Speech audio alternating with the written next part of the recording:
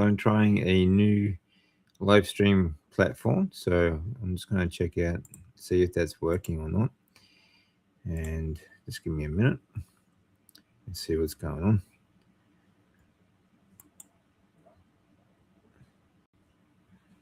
It says I'm live.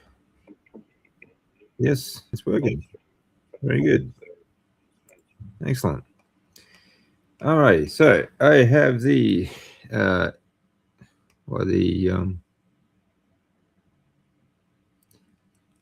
hey Jeannie, how you doing? I have the link at the top there. If anyone wants to join me today, you're more than welcome. It's good to see you, Jeannie. So I'm just trying this new platform and see what it's like. Let's see if it gives me a bit more live stream power than StreamYard does. But this one's called Restream. So let's see how we go today. So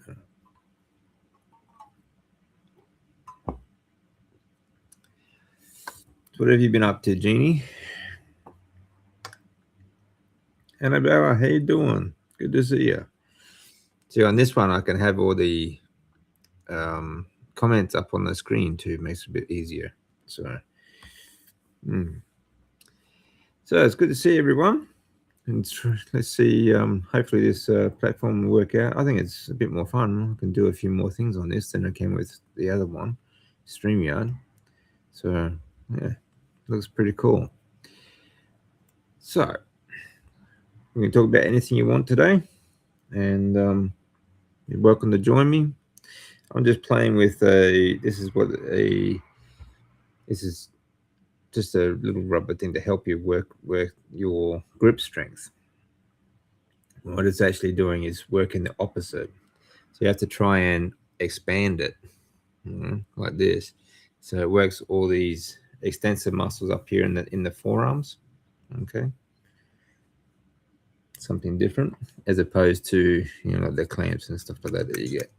So you have to work the opposite side.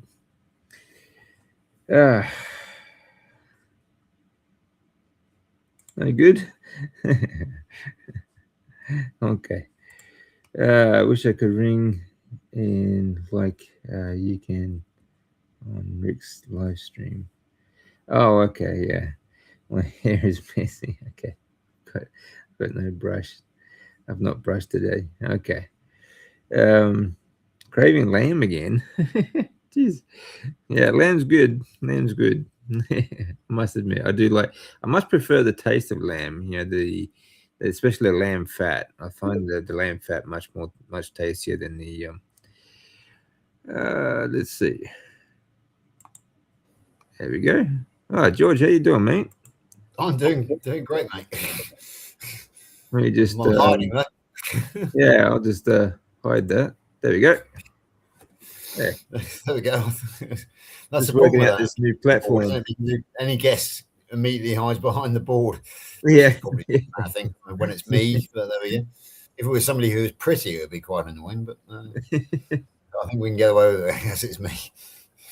Yeah, nice hat, by the way, mate. Cheers, mate. That's mine. Yeah. Yep. Yeah. Radioactive wear, is that right? That's it. Yeah. Yeah. Is that a clever play on words? Because as you know, I do eat raw. Was it deliberate? Well, yeah. Well, it's deliberate because I've got enough radio. I've got enough. What is it? I can't really think of the word. I'm a bit sleepy this morning, so forgive me for that. This morning, it's nearly midnight here. Radiation is the word I was thinking of. I've got so much radiation pouring out of me, I could pretty much power a small village for the rest of my life. So, that's why I called it radioactive, cellular radioactive, and the wear. But it's it plays on words. If you put the RAW, you also raw. So pretty much that's why I've got a lion there as well. Oh yeah, yeah. Oh yeah, raw as well. Of course, yeah. Another play on words. Clever. Yeah. I like that. Yeah, well, I worked in a nuclear power station for 4 years, and my daughter does at the moment. So we're a pretty radioactive family, all in all. Oh, yeah, fair enough. Yeah, we have we have a nuclear power station 10 miles from us, and it's quite a big employer, as you can imagine, in these parts. Yeah. A bit like Homer Simpson. Yeah, good old Homer. Bob, how you doing? It's good. Thanks for joining us.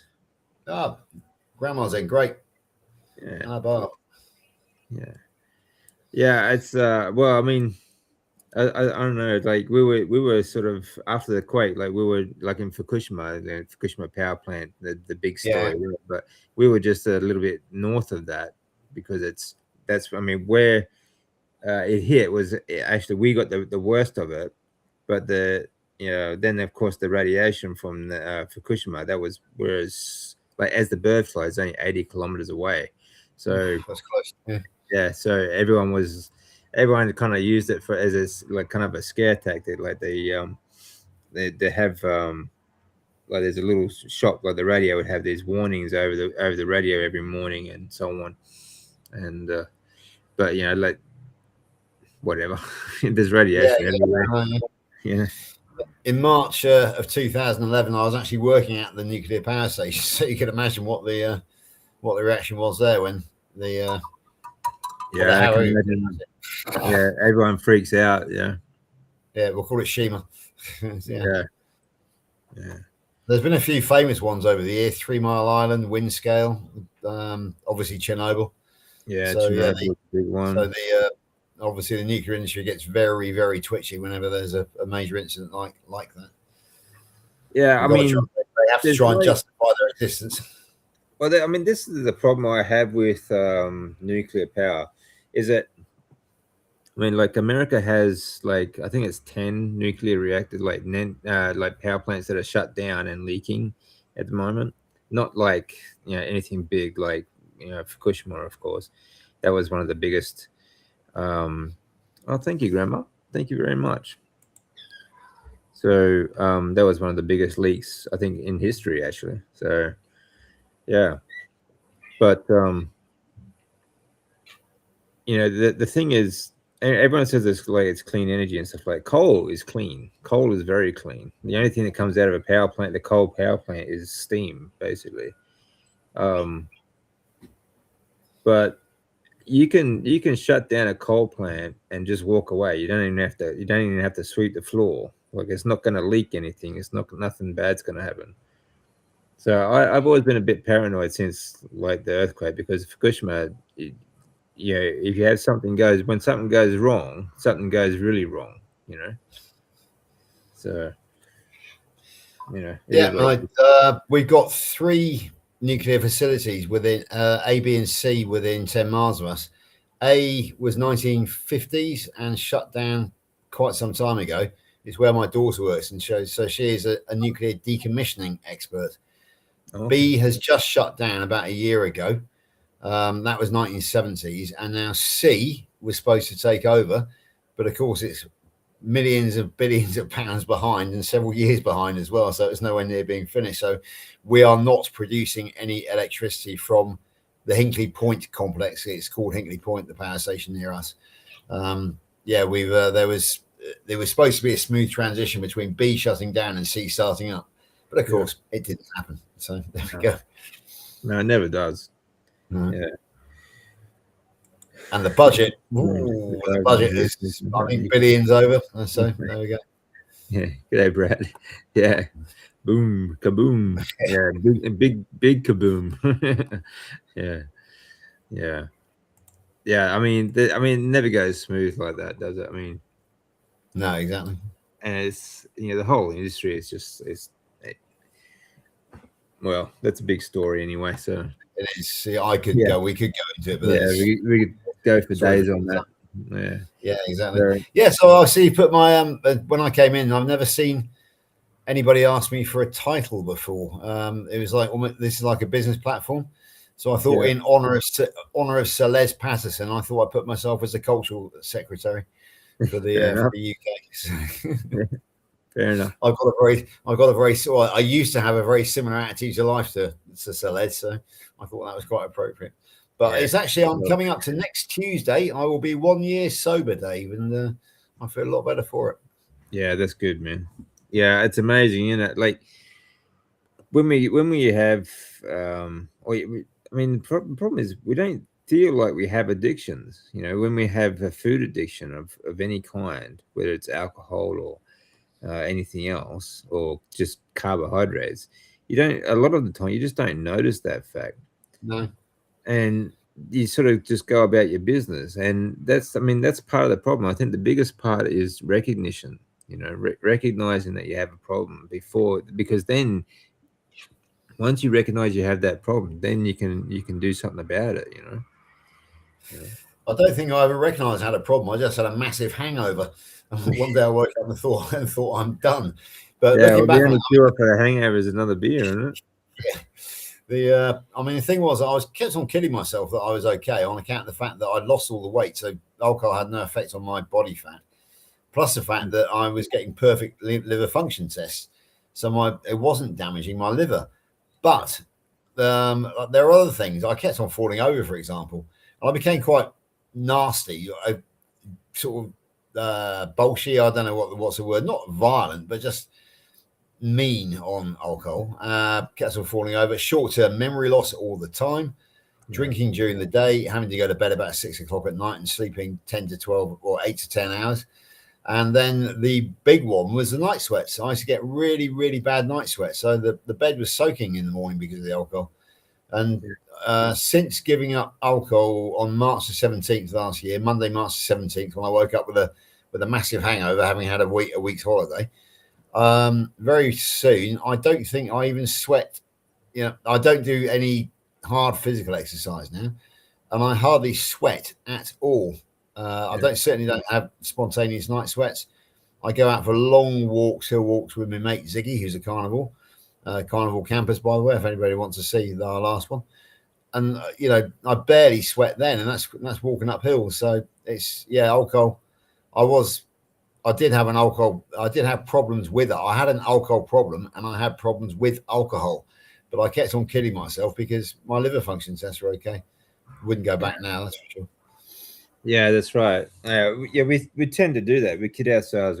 Like even when you feel like you're doing all right, you've got the blood tests seem okay, but yeah, there are other things going on, aren't there? There's always something else going on, especially when it comes to things like brain fog and added, like the way your conscious attitude and things like that. You do feel a lot better you feel a lot clearer too when you give up alcohol and other. Oh, I mean, Dave, the biggest difference is the fact that I can now work pretty much around the clock, 24/7. You know, I'm surviving, not surviving. I'm thriving on 5 hours sleep a night mostly for six days a week, and then at the weekend I often have a longer sleep, but that makes me catch up. But before I was having to get at least 8 hours sleep a night just to recover from the brain damage. That's what it was really. Yeah. So I just. And the thing is that a lot of my mates here in the UK who are all drinking buddies, they just don't understand it, and it's like they don't get me anymore, which is a bit of a problem. But then again, as you know, what I've done is I've built a community based around the world now, so I still go out and see them. On Sunday I'll be going out for a non-alcoholic beer, which is what I now drink on the Sunday. But I mean, the thing is, I used to drink 8 to 10 pints before. Now I have 1 to 2. So that's it's just something to fool my brain and make me blend in. I quite like the taste of non-alcoholic beer as well, but they don't get it. They expected it to be just a phase, that after a week of sobriety I'll be back. But no, that's me done. It really is me done. Yeah. And it's no problem. And even like the local restaurants have now got used to the fact, and they have the sparkling water ready for me, and well, that's good, man. Non-alcoholic beer, yeah. I mean, friends. Friends can be a little bit harsh at times, but they should be happy for your success as well, because you feel much better and you're much healthier. Yeah, they should be happy about that too, Oh, I think they are. It's just they don't get me anymore. I mean, I go to the thing. It's not only that, but as you know, I'm that busy in the carnival community that I no longer watch any of my sports like rugby, cricket, horse racing, or anything. And they like to play. Well, actually, it's fairly recent. They started playing pool, and I've got no interest in playing pool. So suddenly, it's like we just don't have much in common anymore. There's no resentment or anything. They just, I mean, the one was saying to, it's what one chap told Lenny the other day. He said, "I just don't know George anymore. We haven't got anything in common anymore." He's, perfectly nice, but we haven't got much to talk about, and this is the problem. But as long as it's done, not in a nasty way or anything, it's okay. But it's just I'm just a totally different person now, and and talking to different people. Lainey just walked in the room, and she's now a totally different person. I've got Lainey back, but it's not the Lainey I knew before cancer, and I'm not the George that she knew before type 2 diabetes. So we're like, who is this strange person that I'm married to? So we're learning to be married to different people now than what we actually were when we got married. So it's I'm not the person that Lainey married 21 years ago, and she's not the person that I married 21 years ago either. So it's the couple that evolve together that stay together, Yeah, exactly. Yeah. Oh no, I don't like him. I don't think she's liked me for a long time, but fair enough. I get that. So how you doing, Lainey? Yeah, good. You ready to do a front lever? Good. Yeah, people backtracking through your videos. Oh, okay. Yeah. So I find the one with the ropes. Oh, good. Yeah, flow rope's good actually. I mean, it looks like a fairly mild exercise, but if you get a nice heavy rope, it's actually quite good.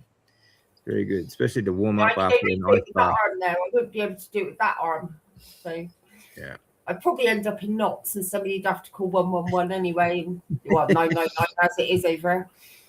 Yeah, and she trashed everything off the kitchen table the other day. So I'm sure you'll be all right. Yeah. Okay, I'm just going to go through some of these comments and see if we can. Yeah, Lamb is awesome. Sobriety is divinity. Yeah, great work, George. Yeah.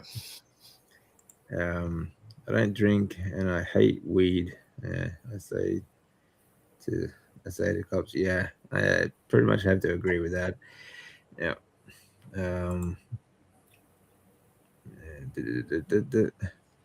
Hello there, Sandy. How you doing? Good to see you. Let's see, George. Yeah, you've done really well. Aaron's in there. Hey, baby goats, how you doing? Good to see you. Let's see, Annabella. Okay, coming from alcoholic background, it is quite strange going out to concerts and such where 90%. Yeah, that's right. 90% are swilling the poison. Yeah, it's a very different environment when you're not joining in, isn't it? Like you tend to you sort of sit back and you think, well, geez, I can't really believe I did that myself, at one stage. If you go out to a concert or a bar with friends or anything like that, and you just I don't know, it's you have a very different perspective of it all now. Is that what you find, George? Oh, definitely. Yeah, it's just, my brother says it's like you're on another planet. If you, like, for example, if he turns up late to a party where everybody is already pissed, then he says it's like you're a being from another planet, and you're not on the same wavelength whatsoever. And it's true. But I mean, one of the big complaints I hear about in the carnivore community is that you can't go out because you can't get food that suits you. But here in Bridgewater in Somerset, we've got several different restaurants now that have got used to us. So when we go, we can order just a steak and no sides. And the Turkish restaurant knows that we just have the Turkish sausage, the mixed grill, and all that sort of thing. They've all seen my miracle because obviously mine was a weight loss story. So they all kind of appreciate it. But the great thing about the non-alcohol is that all those restaurants are within half a mile of us. But we also have some great gastro pubs out in the country, which we were never able to visit before because we were both drinking, and it was too far to get a taxi. There are no bus services. Now, of course, we can, and there's some great local game dishes like venison and pheasant to be had in some of the country pubs. Some absolutely fantastic steaks, and of course, there's no problem now just to jump in the car, drive the 6 miles there to have lunch, and then come back again. Whereas before, it would have been a very expensive taxi journey, or it would have been, and well, the buses don't really exist. So this is another major advantage, that you've got a much broader horizon when it comes to going out and eating on Carnival. So that's just another massive, massive benefit. It really is. Oh yeah, I agree. Apparently Jeannie's backstage, so I'm trying to figure out. This is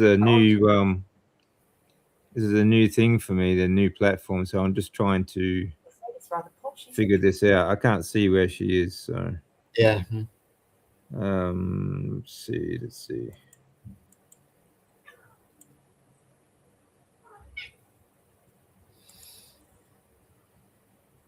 Try and work this out.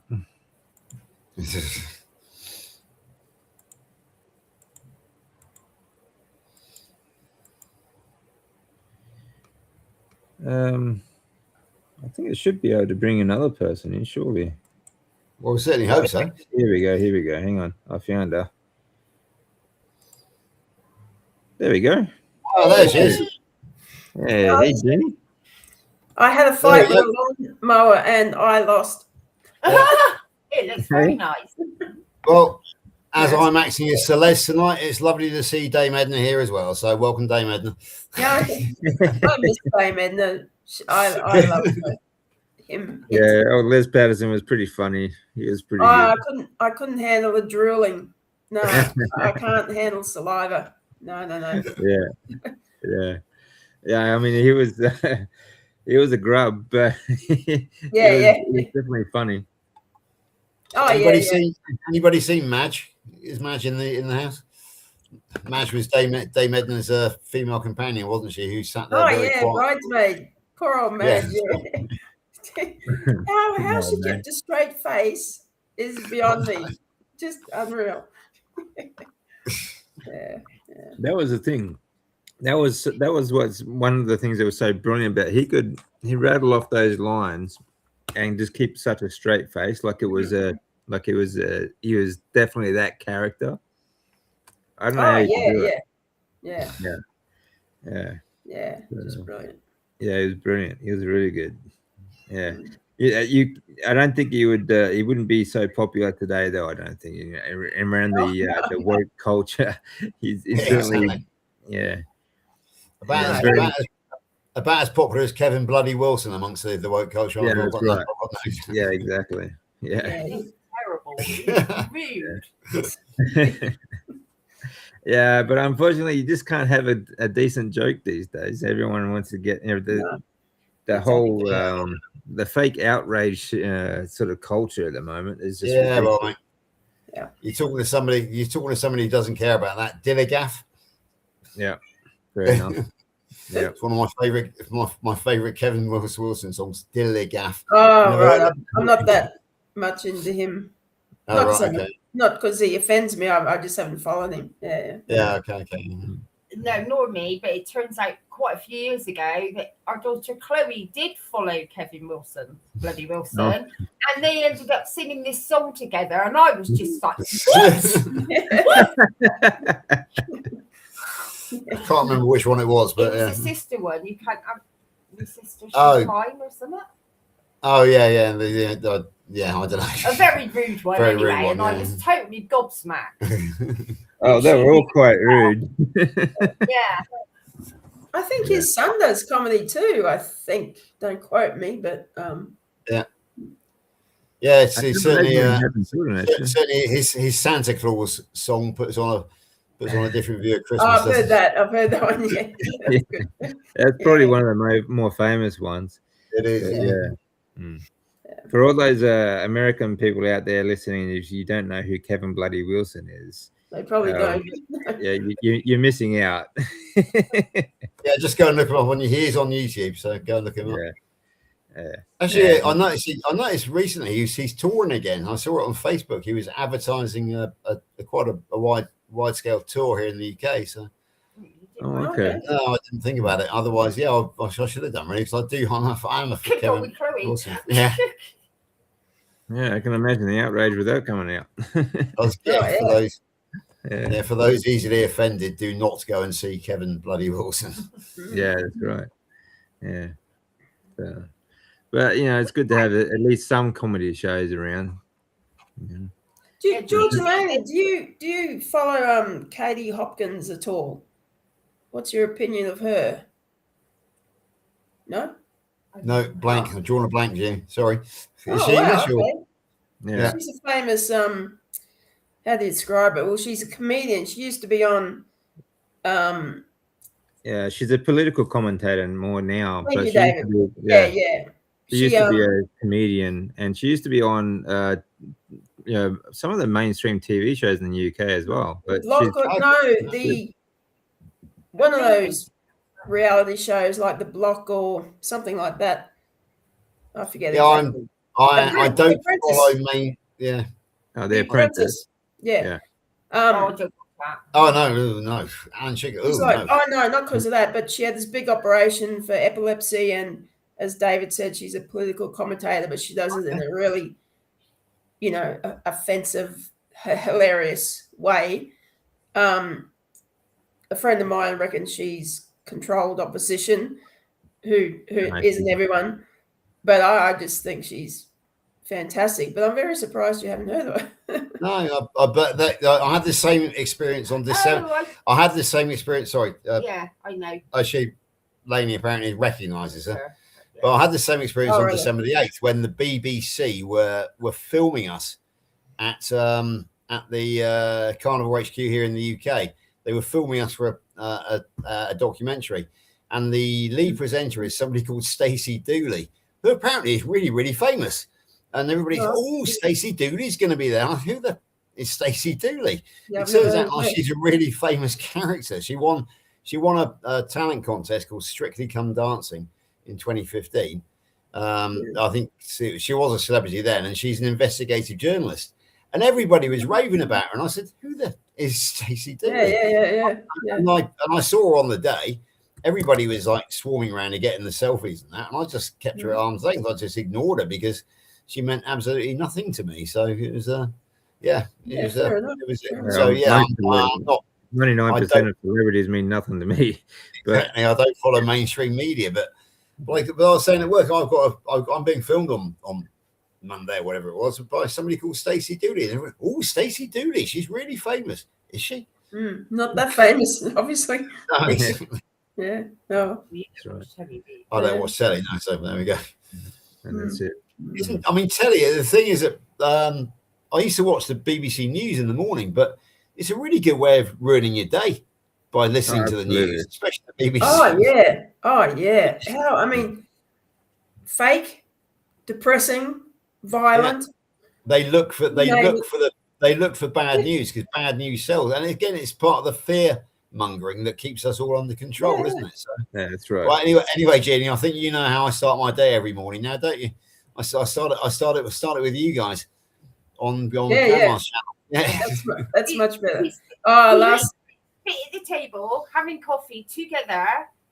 He's there, I'm there, and we're both on our separate phones. Yeah. Well, that's how it is. Yeah. I had to zip it on Grandma's last night because they were talking about the war and everything. I saw you put the different opinions, but I didn't want to offend anyone or upset anyone, so I just So, DC, I recorded over here on Wednesday or Thursday night. They did a whole program on the earthquake in Japan. Oh, did they? So I've recorded. It's children. It's all about the children. Oh, good. I think they call it the lost children or something like that. But yeah, I'm going to watch it. I recorded it. Oh, cool. Yes. And I was like, oh, we were only talking about that. Well, you spoke about it on your channel, didn't you? So I've recorded it, so I shall watch that. Oh, cool. Excellent. Let me know what it's like. I hope it's good. Yeah, I'm sure it'll be good. But I mean, there were a lot of kids that were, I mean, there's a lot that didn't make it, and but a lot of kids who ended up without parents, through that period, and sometime later in October it was, we managed to raise a fair bit of money between me and a couple of other coaches, and we took about 6 bus loads of kids down to Saitama, and we gave them like a coaching weekend, and like gave them some clothes and food and stuff like that for just get them a weekend away, because they were pretty much left in shelters with these shelters didn't have any power or like water or anything like that, so they were by that time they were going back to school, they still had to rely on the military supplying food and blankets and that sort of stuff, like just stuff to live on. So yeah, it was there's so many kids that were left without homes after that. Yeah, it was incredibly sad. Yeah. Watch that tomorrow. Well, so what are we on to today? Had your cold shower this morning? I have, yes. George? No, Don't be silly. I haven't gone down that route yet, Dave. Oh, I did actually have one last Sunday when I had the rotator cuff problem, and I stuck it for 10 seconds. And then on Monday morning, I woke up and I didn't think about my rotator cuff, and I had to lift a gate at work off the ground and then swing it back. And I did that, and I thought, no more rotator cuff problem. As you can see, no more rotator cuff problems. So, yeah, I think a combination of carnivore and a 10-second direct cold shower on it just healed it overnight. So, because I've heard about rotator cuff, and I was expecting it to last weeks before it went. It went overnight. So, and it was, it was I actually managed to locate the exact spot. On Sunday night, I was pressing there and getting the shooting pains. That was where the trapped nerve was. Yeah. Monday morning, gone. So, yeah, it's well, I mean, the rotator cuff is like, because your shoulder is kind of like a floating joint. It's not like a ball, and so you have that like a kind of a sleeve that sort of wraps around the bone at the top of the bone there, and then when that gets inflamed, like when you tear it and it swells, you've got a lot of nerves in there, and it sort of pushes up against those nerves. Yeah. That's what gives you that pain there, right? Yeah. So, the inflammation part is part of the healing, but you want to get rid of that inflammation as well after a few hours, sort of thing. So cold is really good.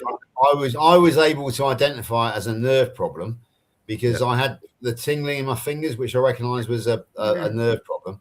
But it was you that actually identified, gave it a name for me, which is rotator cuff. So it was what's it? The art of war, Sun Tzu, know your enemy. So when you've got a problem, it's nice to know what the problem is, because when you know what the problem is, you can take the necessary action. It's when you've got an idiopathic problem that is when you don't know what to do, basically. So it's like when they diagnosed me with type 2 diabetes, I was then able to go away and act on the advice that thankfully the nurse gave me. Oh, I've got a story for you, Dave. This morning I caught up with some, because there's somebody talking to me about reactivating my dog handling skills for German Shepherds, which I learned 25 years ago off a chap. And so I phoned him up this morning for some advice and what he thought about the job offer which I've had. And it turns out he also was a type 2 diabetic, horrendously overweight like me. And I said, oh, they issued me with metformin. And I said, but I never took any. He said, yeah, I was on 2 tablets a day. He said, but I'm out of diabetes now, but I'm still on 1 metformin a day, he said. And even though that I'm in remission, I'm still considered to be diabetic, which is usual. And I said, oh, no, man, I'm cured. I had 3 really good HbA1cs, and I'm out of it. We'll get you off it. We'll get you out of it. He said, no, George. He said, I don't want to. He said, because I'm still registered diabetic, I get all the free prescriptions off the NHS. I get annual blood tests. I get priority treatment. He said, no. He said, I'm quite happy to be in remission. I'll still take the 1 metformin a day to keep myself diabetic so that I get all the tax breaks and everything. And I thought, well, there's no arguing with that, really, is there? But isn't it true, though, that I've got an argument. Yeah, No, I mean, seriously, like I said, you just can't argue with that level of stupid. No, I mean, but it's crazy though that it's actually more beneficial to be ill in this, or to be considered to be ill in this country. He lost 84 pounds and he's put type 2 diabetes in remission, but he doesn't want to be unregistered as diabetic because he's getting all the breaks off the NHS. And there is a weird logic there. And it's like Barb Grandma when she was trying to get some treatment. I think it was bariatric surgery or something, but she was 1 percentage point below on the HbA1c to qualify, and her doctor told her to go home and eat more sugar and come back, and so that she would actually have a higher HbA1c, so that he could actually action this treatment. The world is upside down. It really is. It is. Exactly. And this, the bloke is 57. What a system. Yeah, I know. And this is what we're up against. Like, I have a friend who's type 2, and she'll plonk 2 teaspoons of sugar in a coffee. She doesn't alter her diet one iota from what I've seen. No. And her knees, I've had a friend who've had 2 knee replacements. This woman, she'll be up for her knees a shot to hell. Yeah. But yeah, well, I know she would not listen to me for a second. Yeah. There's no way on earth. So we've got 2 stories recently in recent years, both in their late 50s. One of which was my best school friend who was type 1 diabetic. His mother was a doctor. He was also formerly a pharmaceutical sales rep, and he believed that if he kept on injecting himself with insulin every day, he could carry on living the lifestyle that he wanted, which he did. Yeah. Lost his toes, and then shortly afterwards, while he was recovering from losing his toes, he didn't recover. He never woke up one morning. Literally, it was as simple as that. The other one was a member of our extended family, type 2 diabetic, severe type 2 diabetic, was absolutely addicted to sweets and to chocolate, refused to give them up because basically it was just so addicted. And again, exactly the same story. Went to bed one night, never woke up.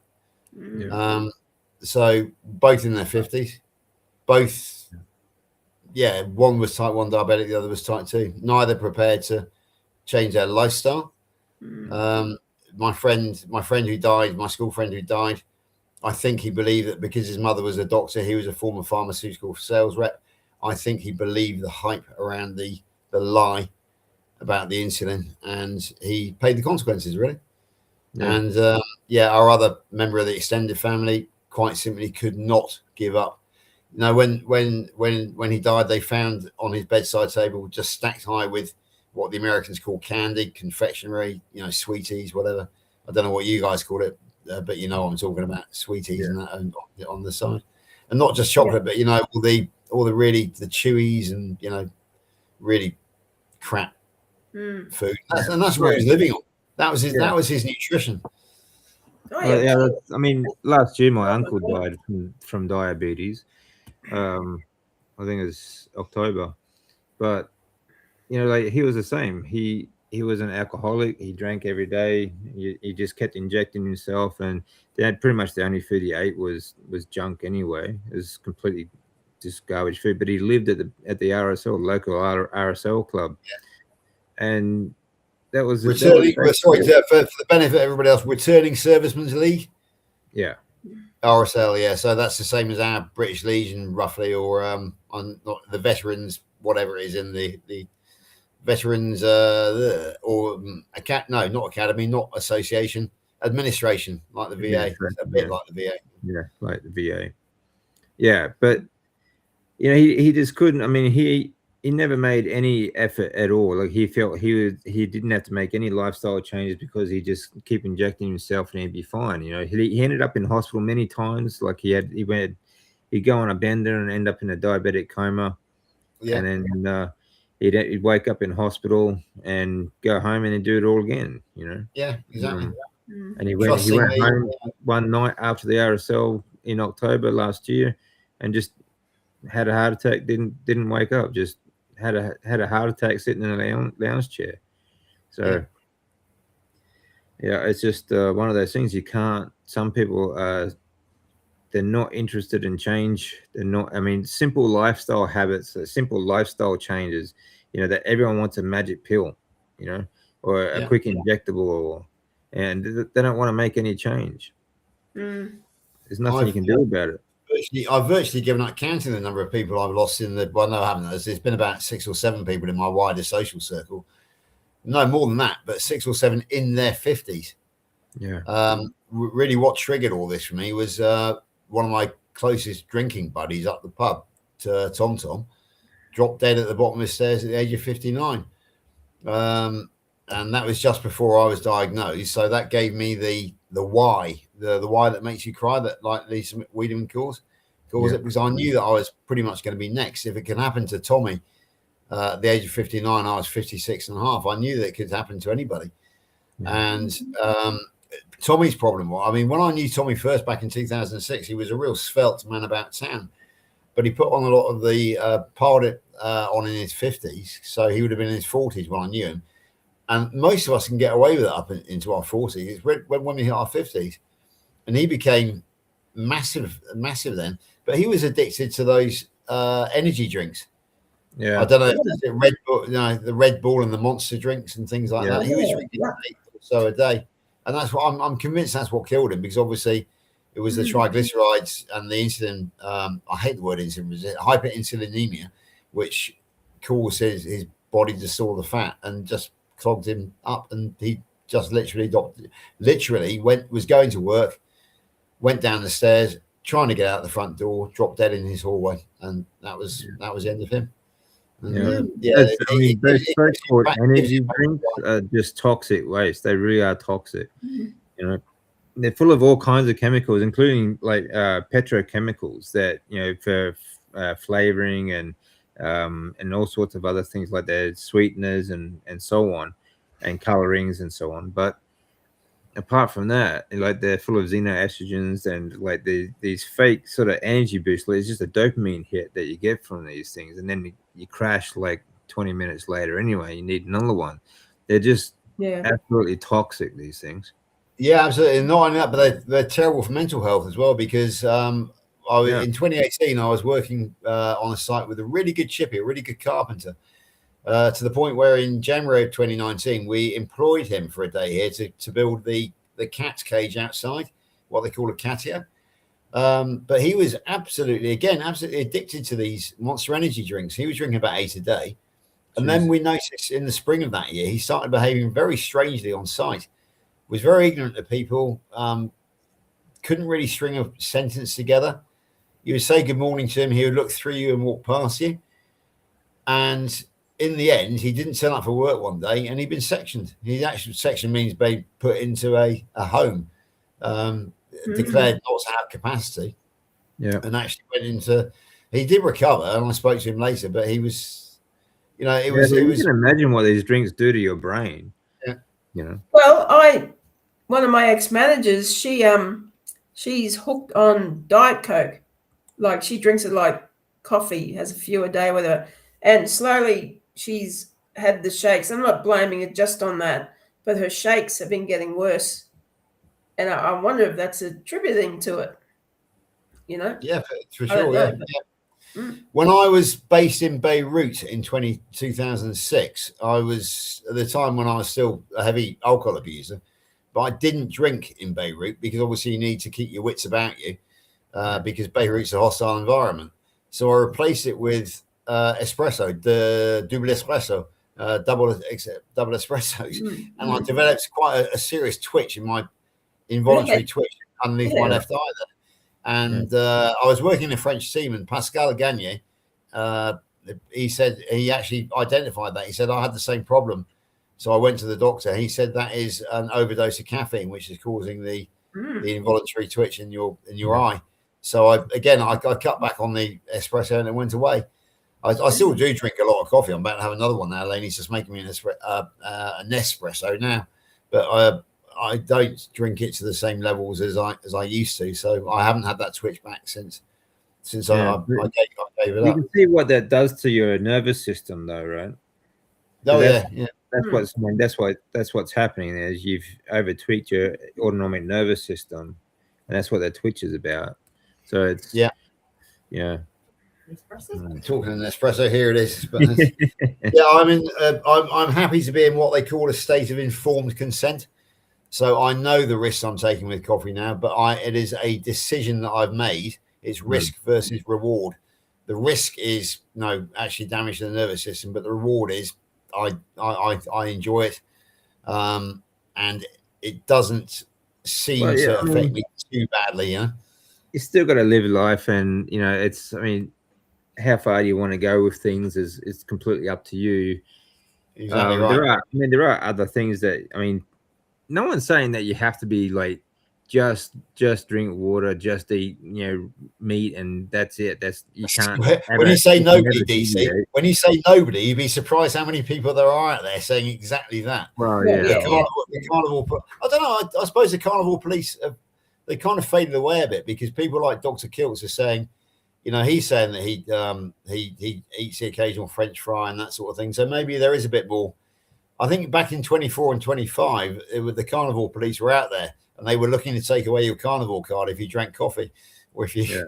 I think we're a lot more accepting. To me, it's always been about like just mitigating the risk, right? Because you do as much as you can to sort of. I mean, you're not going to avoid everything in life. Like there's so much already around us that we can't really avoid. So it's really just about mitigating the risk a bit. And as long as you are predominantly eating healthy, as long as you're predominantly eating like at least 70% carnivore diet, then you're going to be in a much better way anyway. So it's still going to help. I started drinking coffee again late last year, but I've stopped it again because I just I just don't get anything out of it, honestly. But there are risks to anything that has. I mean, coffee is another big corporate, like another big industry on its own, even just the coffee itself. And a lot of the coffee that you buy, especially store-bought stuff, is sort of cut with anything that's brown will do, like dirt and all sorts of other crap that goes in it. But apart from that, even if you get a clean coffee, like beans and things like that, anything that is plant-based, and it's not just coffee, this is absolutely everything that's plant-based. If it has been processed with heat, it releases acrylamide, okay, especially starchy carbs. Carbs also produce acrylamide. So anything that is processed with heat, you cook it and then heat it again, you're getting more and more acrylamide. And acrylamide is very much endocrine disruptors. You have, which later on become quite serious and can cause cancers and other things. But you'd have to drink a lot of that stuff. Yeah. Like a lot. It's interesting you say that, Dave, because I first heard the word acrylamide only fairly recently from Stephen Thomas, Coach Stephen Thomas, BSc Honours. And he was saying that he's given up coffee, not because of the caffeine, but because of the acrylamide. Yeah. So he was happy drinking the caffeine, but the acrylamide was what actually caused him to give it up. Caffeine itself can be quite healthy, right? Caffeine itself can be quite healthy and it can be a good stimulant. But the problem is you can't get a pure delivery source of caffeine without the acrylamide. So that's the problem, So like if you could get a caffeine extract, that would be good. And you can get that sort of thing. Like there are supplements out there that do that. It's the same thing with like the cereal products. They have, they take extracts from certain plants that like spirulina and that, because some extracts are actually quite healthy as long as you don't get the rest of the crap that comes with it, But delivering it with the coffee, and it doesn't have to be coffee. I'm just using that for an example, because I did an article on acrylamide a couple of months ago, I think. So you can go read about this in the Substack. It's not just coffee; it's everything that is plant-based, especially starchy carbs, when they are processed with heat, and that means like cooking. whether it's been, I mean, like coffee, for example, has been processed with heat before you even get it. So when you get it to the store and then you buy it and you take it home, it's already been processed with heat, but then you cook it to make a hot coffee, and then you're sort of producing more. And that's what happens with all processed foods, right? So, I mean, there is that. But I mean, if that's the one vice that you have, the rest of your diet is, a healthy carnivore diet, then, don't worry about it so much. Yeah, I take the approach really. I just ignore what I drink. I mean, I don't say I ignore what I drink, but I drink coffee and occasionally use coffee. No, I use coffee whitener in the sheet coffee. I do drink non-alcoholic beer. My go-to cocktail is 0% alcohol gin, which has got 0 carbs in it as well, and it's called a gin Ricky. So that's a soda water with a bit of lime juice. Yeah. So 0 carbs, 0 alcohol, soda water and lime.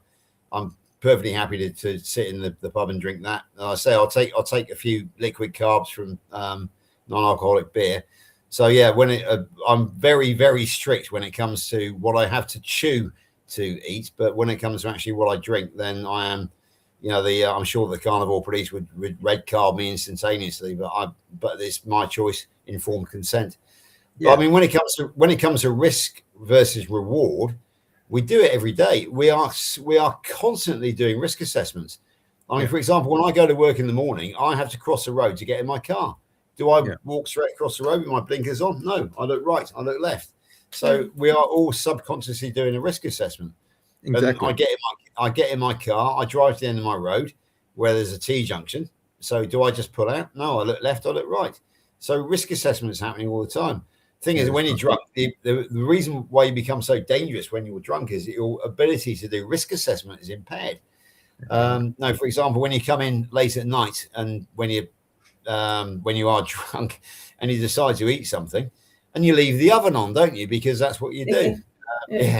Or you leave the gas hob on because with eggs in it. Because your risk assessment has been impaired.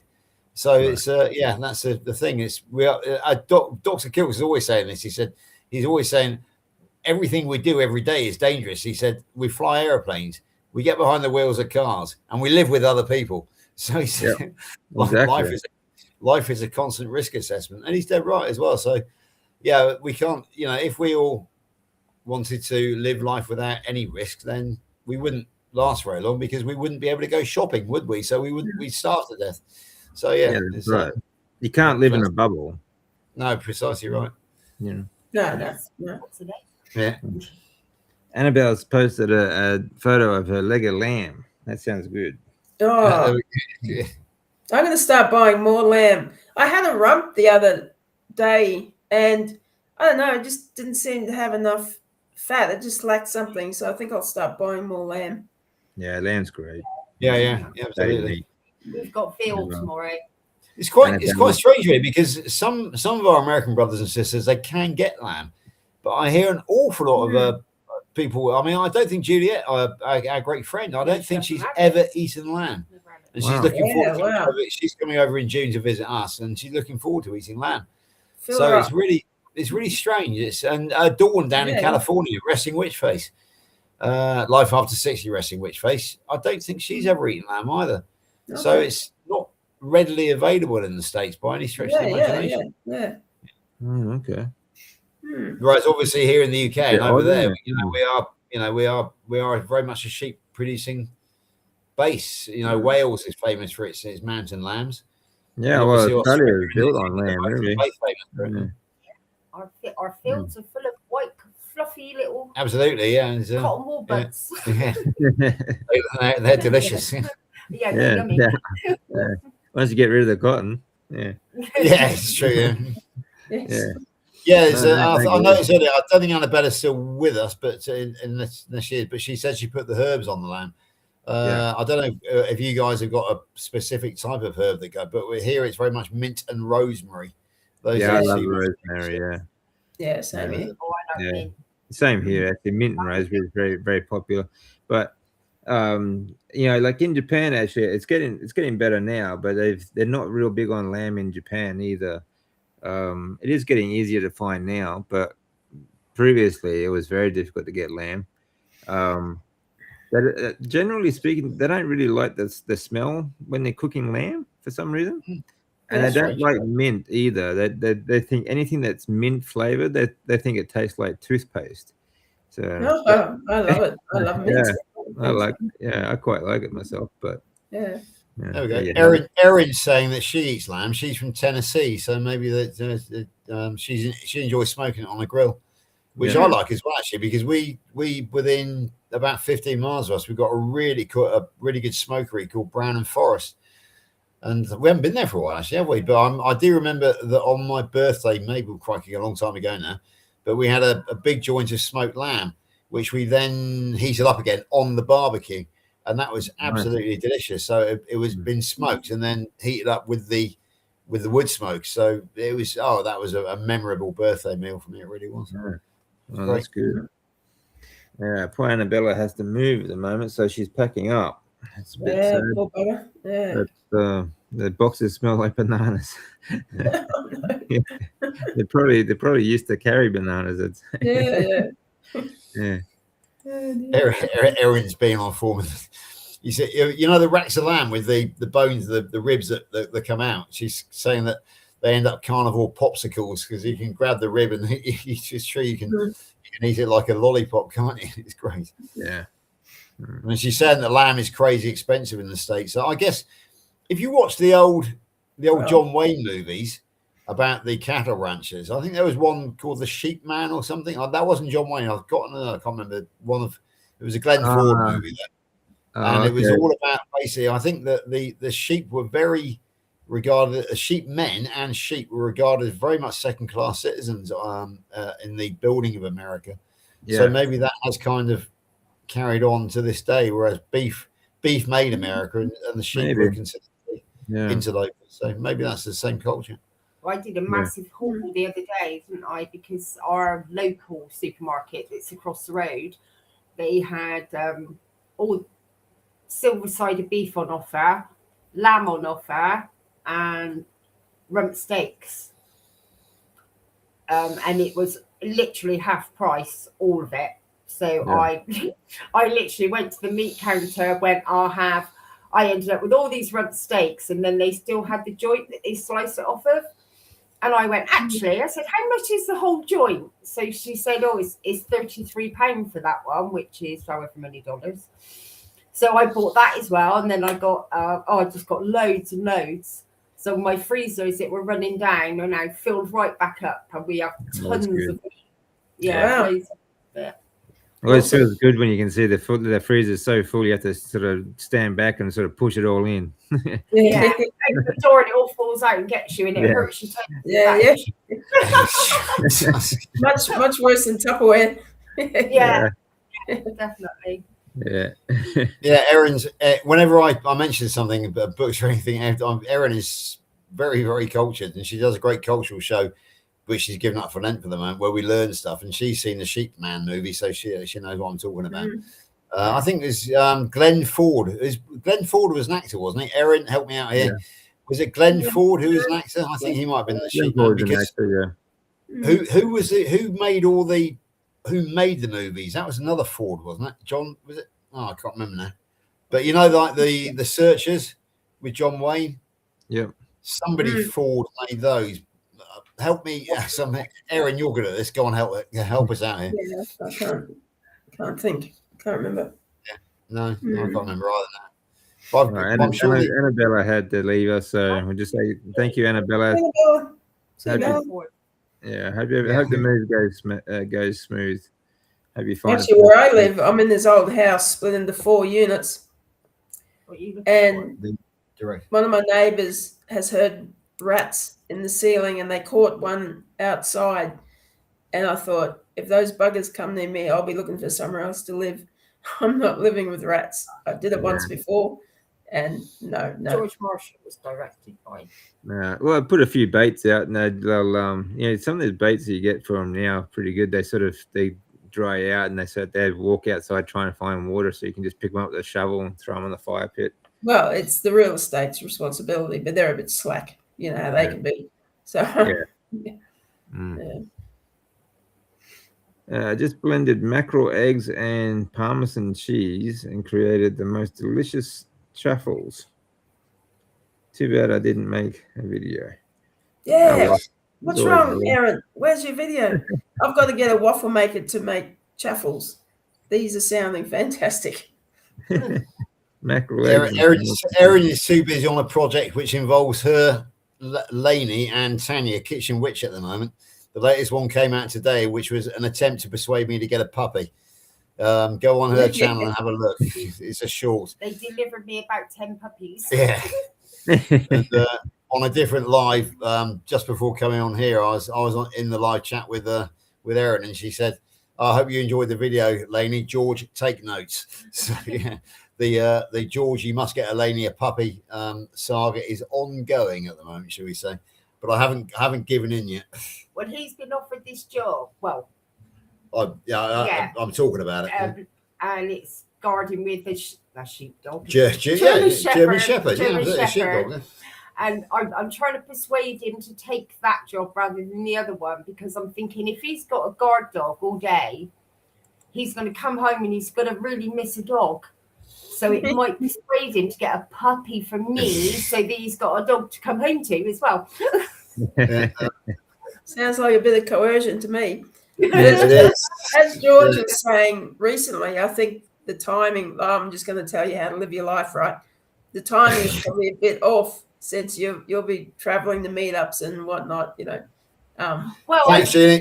I have already spoke to my daughter. The check's in the post. Yeah, I've already spoken to her, so she'll look after it. Oh, okay. There you go. Yeah. Lainey's got all bases covered. George, you are screwed. Oh yeah, exactly. We got no chance, Jeannie, mate. Yeah, you're screwed. Yeah, absolutely. Oh. And then Jerry did say tonight that I should actually get it a passport and bring it to America. Is what's it? Not a guide dog. Service dog, is it? Yeah, service dog. Yeah, well, yeah. Actually, come to think of it, it's about time we did the grand tour of Australia. Obviously, DC, we plan to come and visit you in Japan, but I'm now realising we've got mates in Perth, WA. We've got mates in Adelaide, or Renmark, actually, down on the Murray in South Australia. Jeannie's now, you're in New South Wales? Yeah, so we've got New South Wales, and even if you leave Queensland, DC, to go back to Japan, we still got several mates there. We got Brad, we got Jojo, Annabella, all in Queensland. That pretty much covers most of Australia, apart from the north. When you think about it, we can travel from Perth down to South Australia, up to New South Wales, and up to Queensland. That'd be quite you might want to wait till we get rid of the communists in our government, but yeah. Well, they're not going anywhere anytime soon. Yeah, unfortunately.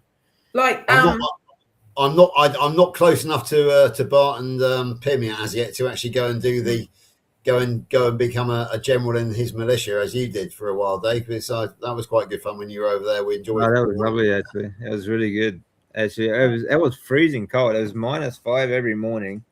But it was perfect. I went outside, did my breath work 5 o'clock in the morning, and sat in the ice, and I went and swam in the river. It was a lot of fun, actually. And actually, Bart makes the best like smoked barbecue. Actually, that meat was fantastic, really good. I imagine he's a very cultured gentleman, is Bart.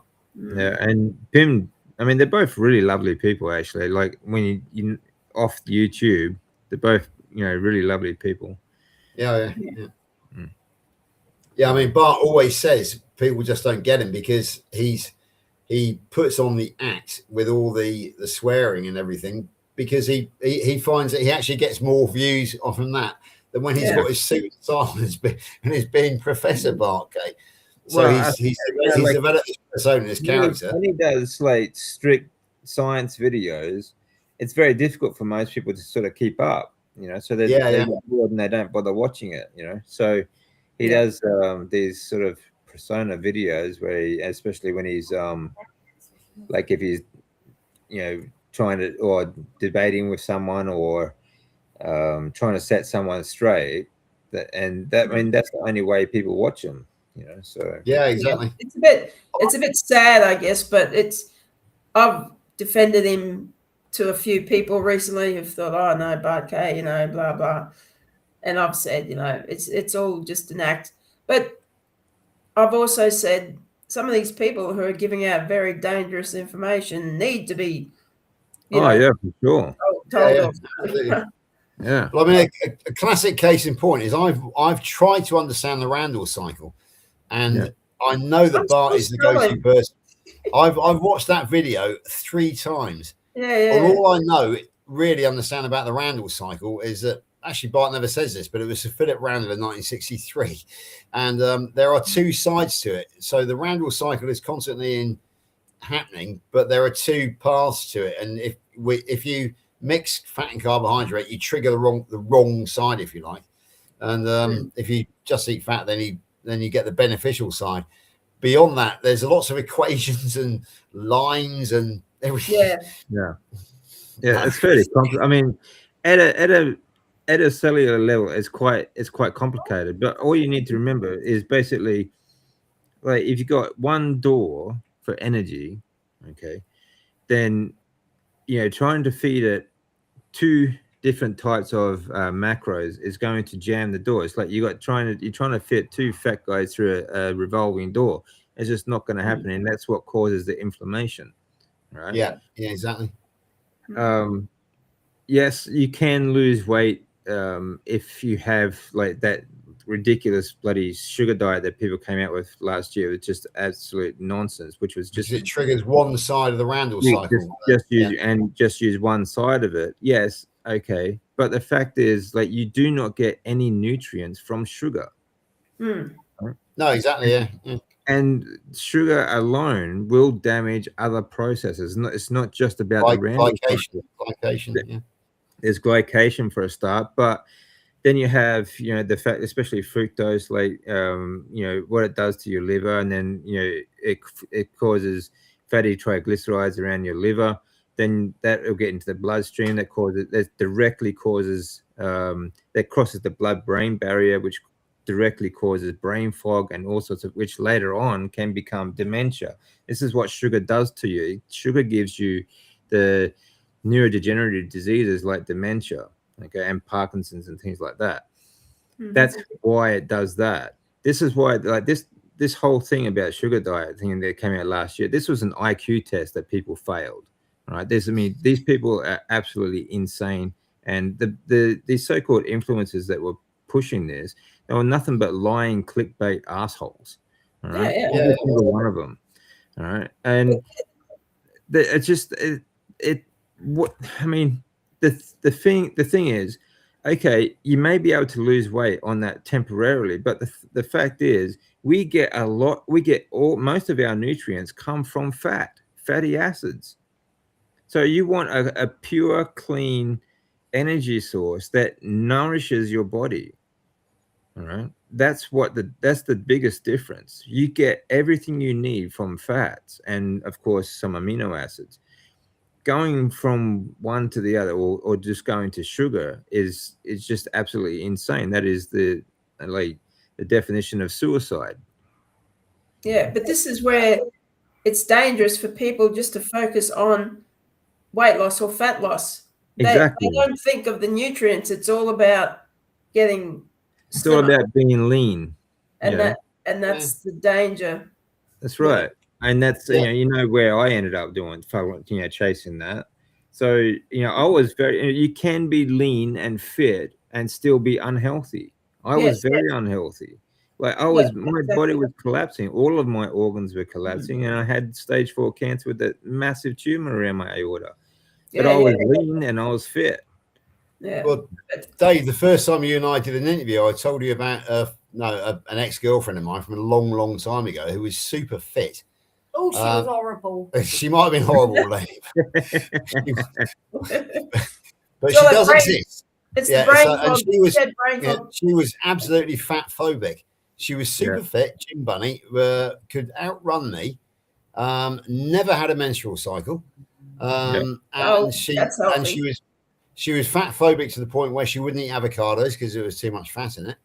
And she thought she was super healthy, as lean as a rake, and suffered a stroke at the age of 60. Double stroke, apparently. We've lost contact with her now, but yeah, double stroke in her 60s, because there was no cholesterol, no saturated fat. That's Therefore, right. the brain was protected by cholesterol, and she was liable, and she suffered strokes, as did Ansel Keys, I believe, because he actually lived to the age of 100. But his advocates fail to mention is that he suffered several strokes in his old age before he reached the age of 100. Yeah, he spent most of his he spent over a decade in a hospital, like, basically, and in at home in bed, sort of thing. Like, it was, they were just keeping him alive.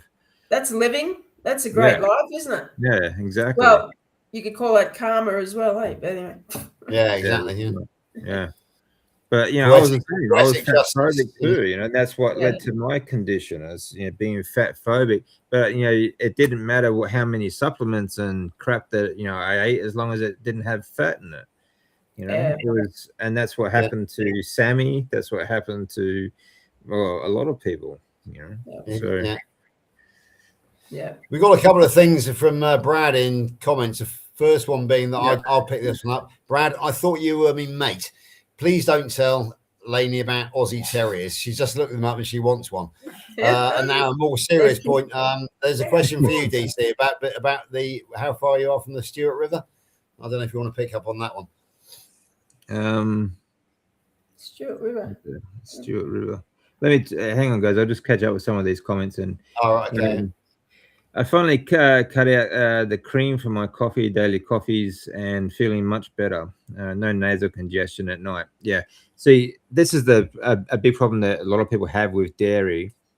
And the fact is, the problem is, I think one of the biggest problems is that in Australia, it's all being treated. Like, it's all pasteurized and whatever else.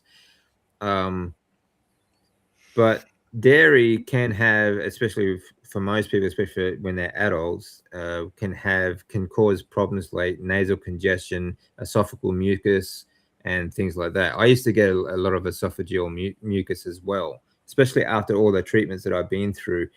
My esophagus had quite a lot of damage because it was all burnt out. Like, I had a lot of thick layers of skin coming up. There's really burnt out holes in my esophagus. So I would sometimes get quite a lot of esophageal mucus, and I found that I couldn't even speak for maybe an hour or so without drinking water because of it. So that's even in small amounts with your coffee can have a big effect. It can also trigger insulin response as well, and can actually put visceral fat onto people as well quite easily. So it just depends on. Is that what's known as a cephalic response? Yeah. When the brain is fooled into thinking there's something sweet coming, and it releases insulin. That's why you should never use sweeteners like Diet Coke. It's called the cephalic response. Well, apart from that, I mean, it's not just that response there. I mean, that's one thing, yes, but these sweeteners are also petrochemicals. They are all derived from petroleum. Yeah.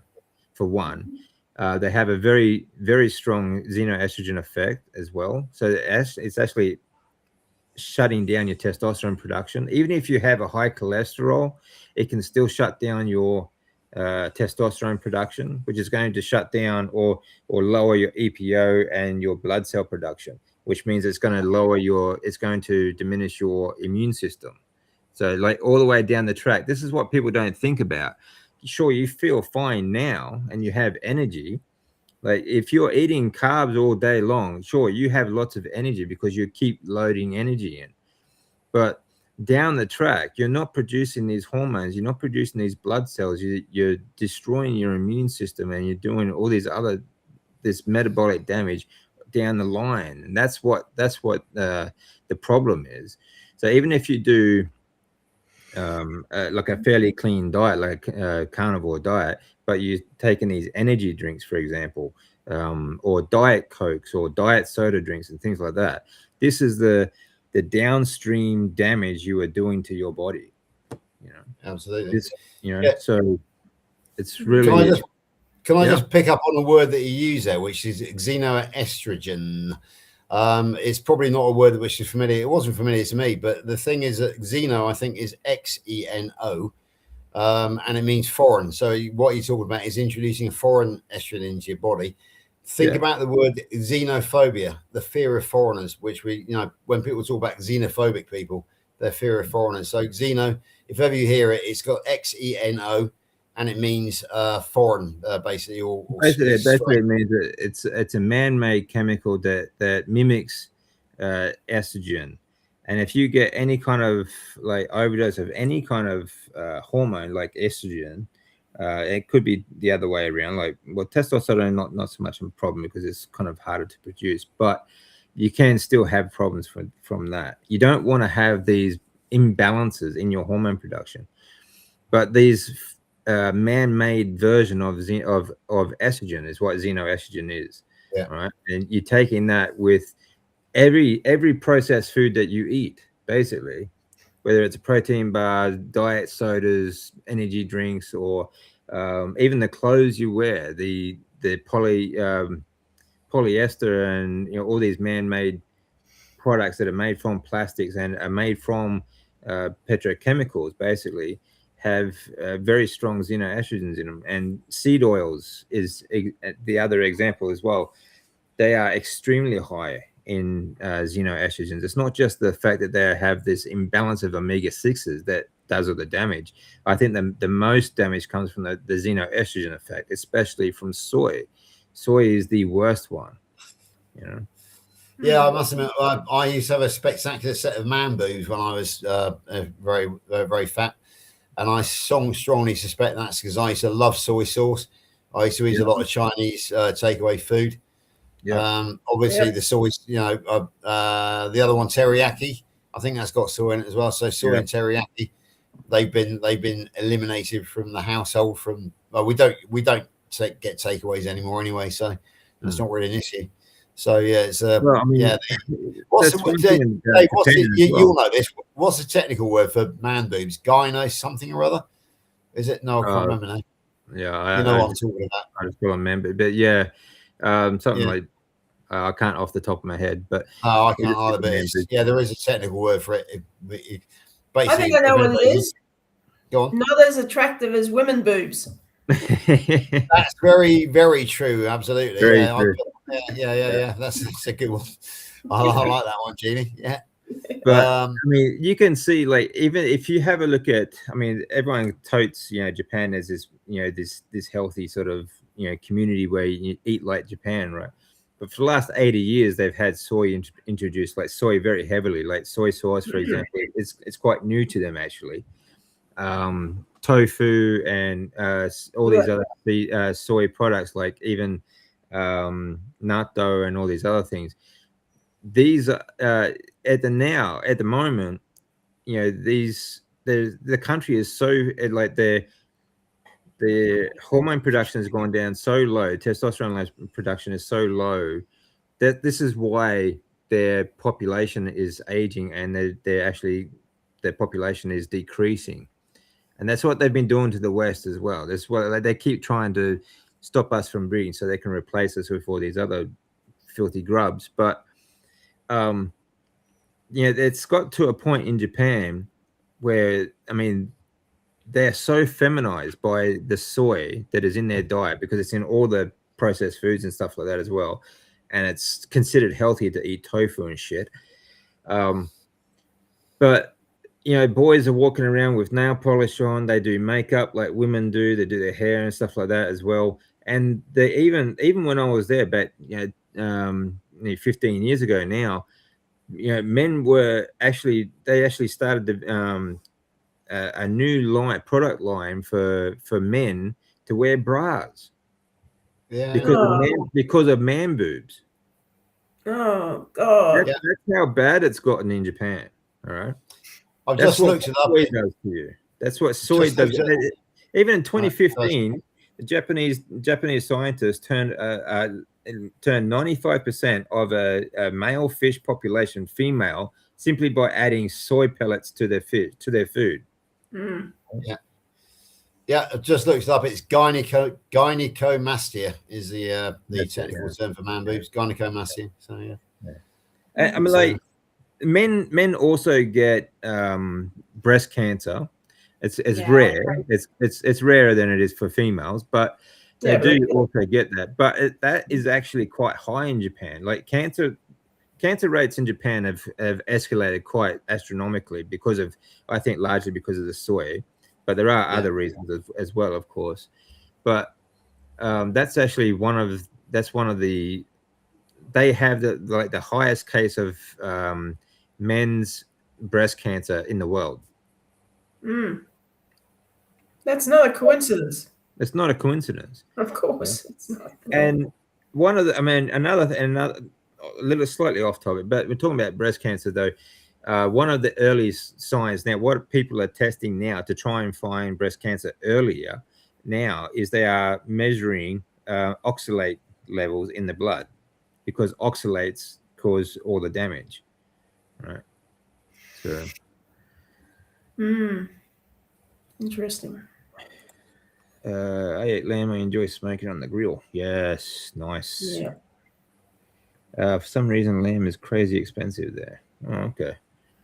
Yeah, I think like going back to the founding of America, it was all about beef, and sheep farming was, like you said, that was pretty much discriminated against. They had their like beef community and their sheep community, didn't they? So yeah, they did. Rack of lamb ends up to be carnivore popsicles. Okay. Yum yum. Actually, I mean, that's something that I do though. I think Kelsey was interviewing a young Japanese woman yesterday. She lives in Sydney apparently, but she was asking like how to stay carnivore in summer and when it's hot and humid. One good way, I know it's difficult to eat a hot meal, like to cook a steak when it's hot and humid, like here in Australia. But what I do is I cook like the night before. I put my steak in the fridge and I eat it cold because the texture of the fat is much better. But also, you're eating a cold meal in summer. That feels much better than like just slicing up your steak, and it's quite good. So that's another good way to do it. Just eat it raw like I did, DC. You get the best of all worlds. Yeah. Not for me. Nor me. I'm with you. Yeah, it's got to be cooked to some degree. Yeah, absolutely. When did we start cooking though? Because I doubt very much. Oh, don't get technical, George. Yeah. Do you want me to don't get technical with me. I'm just being ancestral. Just being ancestral. Yeah, well, okay, being ancestral. Yeah. We've been using fire to cook since the cave days. It's true, we have. I mean, I strongly suspect that the original idea of cooking was probably after a forest fire when we scavenged, when we scavenged the dead animals. Well, I have this different things. We've always. I have this theory that when we discovered that meat tasted differently on animals that had been burnt from forest fires, etc., that was the first step that the human race took towards finding the bliss point, because because the Maillard effect for heating up meat gives it a different, sweeter flavor. And so my theory is that basically the minute we actually started cooking meat was our first step towards process, because cooking is processing meat. So that was the first bit of process. That was our first stage towards processing, which has led us to the ultra processed foods and the bliss point. Howard Moskowitz, 1970, named the bliss point, which led us to the Pringles, which to me are the ultimate bliss point, because once you pop, you can't stop. But that's just my theory anyway. I've got nothing against people cooking meat. Don't get me wrong. But all I'm saying is have a look at the guy that actually is processing. That's all I'm saying.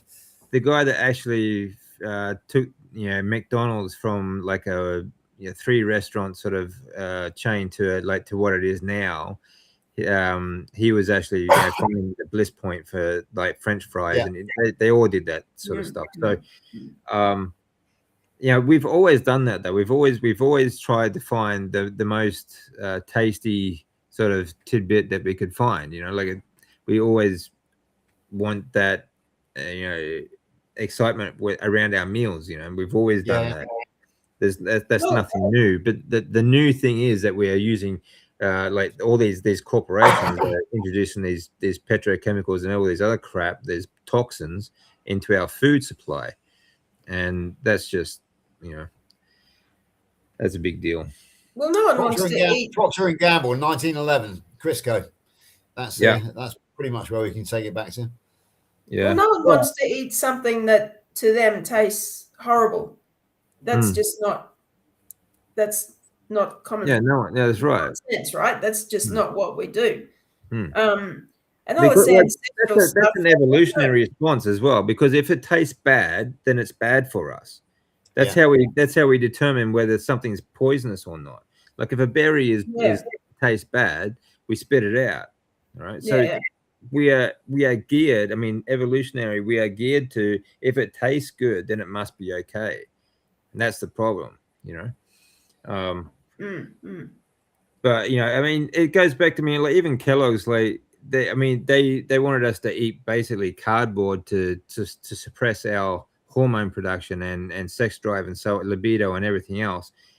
But they knew it tasted like shit, so they get together with the sugar industry and say, look, just pour sugar on your cornflakes and you'll be right.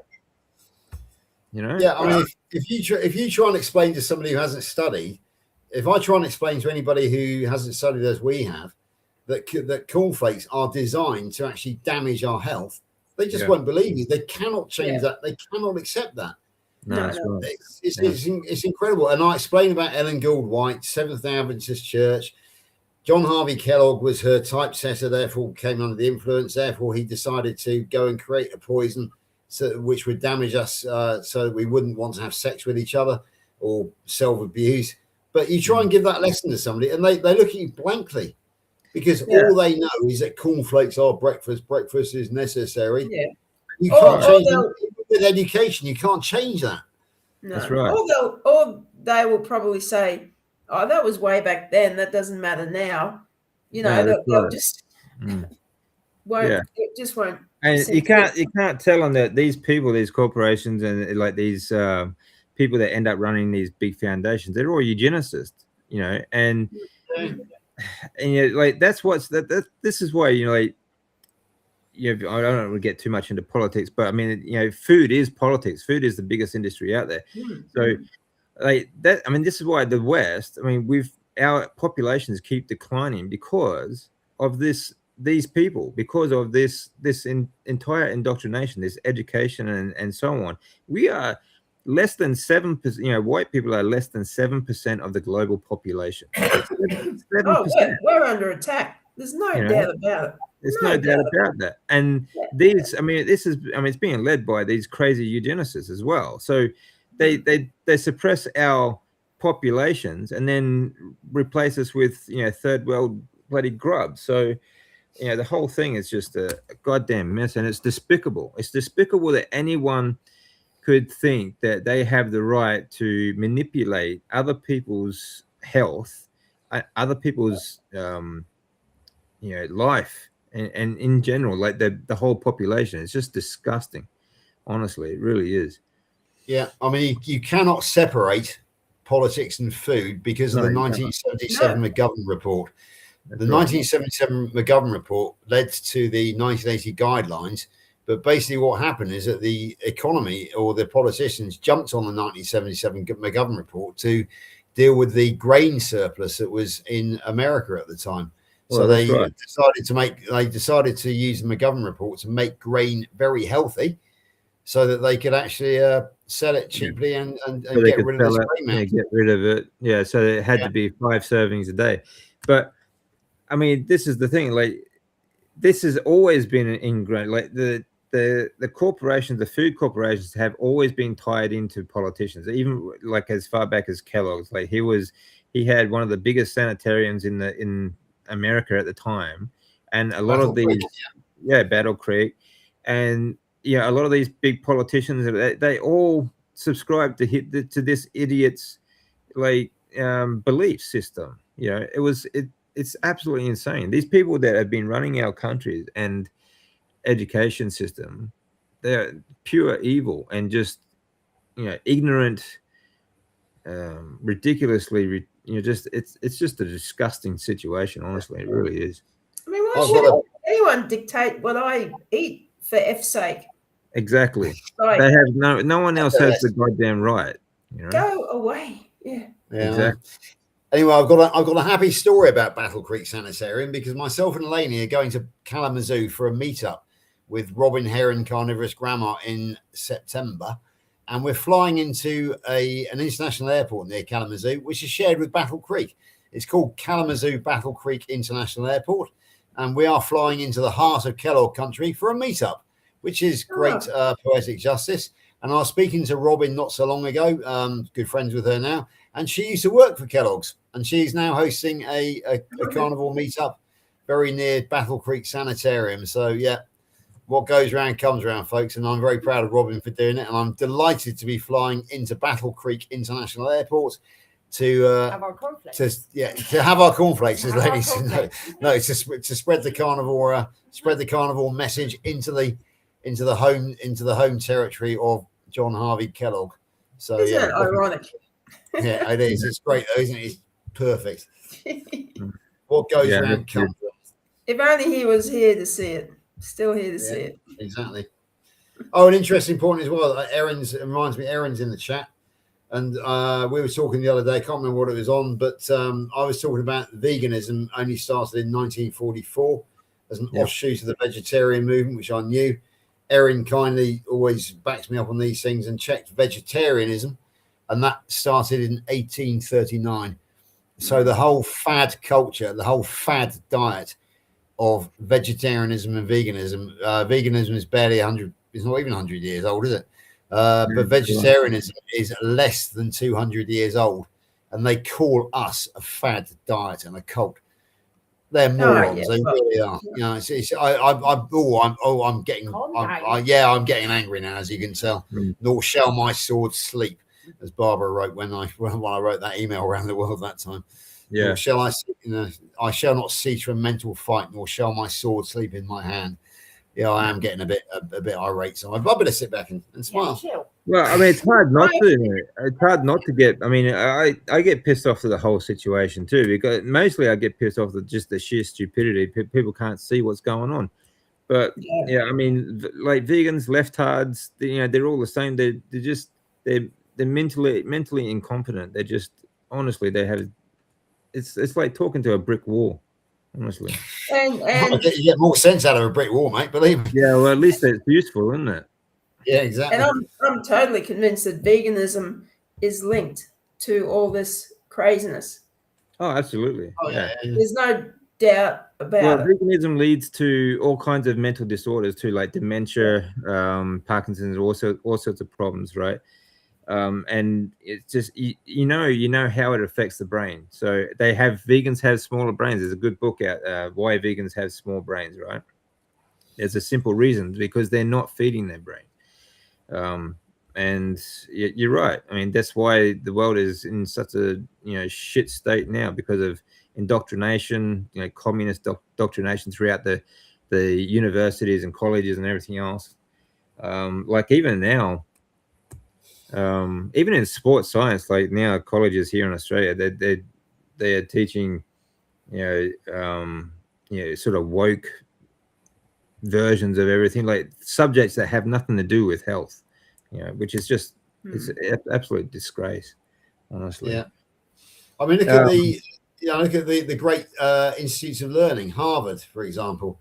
Right. I was brought up by my father, who went to Cambridge, and he always used to say that Yale and Harvard were the equivalents of Oxford and Cambridge, and they should be respected. But Harvard was the home to Hegsted, Stair, and McGandy, who we investigated through Christine Kearns together, Dave. That's right. And now in charge over there is a guy called Walter Whitless. Is that his name, Walter Whitless? I think it's something like that. Anyway, Yeah, might be yeah, exactly. Yeah, and you know, how can we take any institute of learning seriously now, when all you've got to do is scratch the surface to find stupidity and corruption?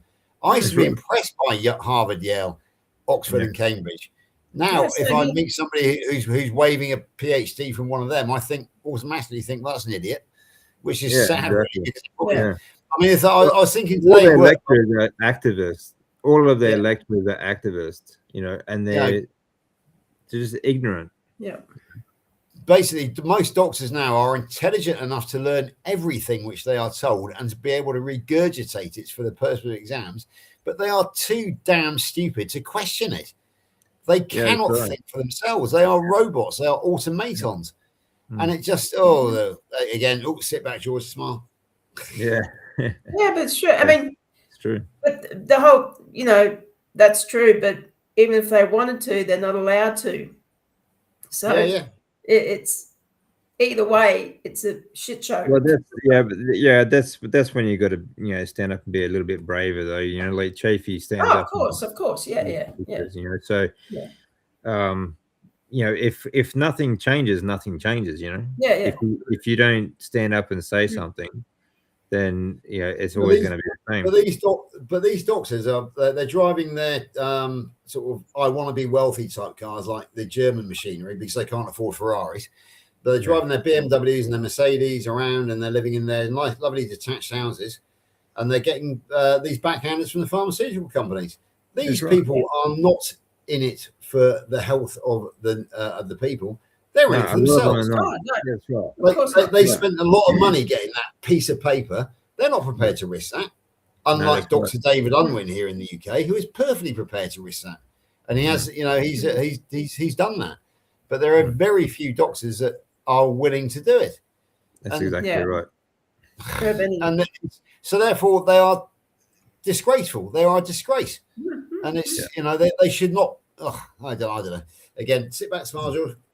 No, I agree, George. They've got no ethics. They've got no empathy. They've got nothing, you know. They're supposed to take this thing called the Hippocratic Oath. Yeah, what's that? It's not far from the word hypocritical, really, is it, when you think about it? Exactly.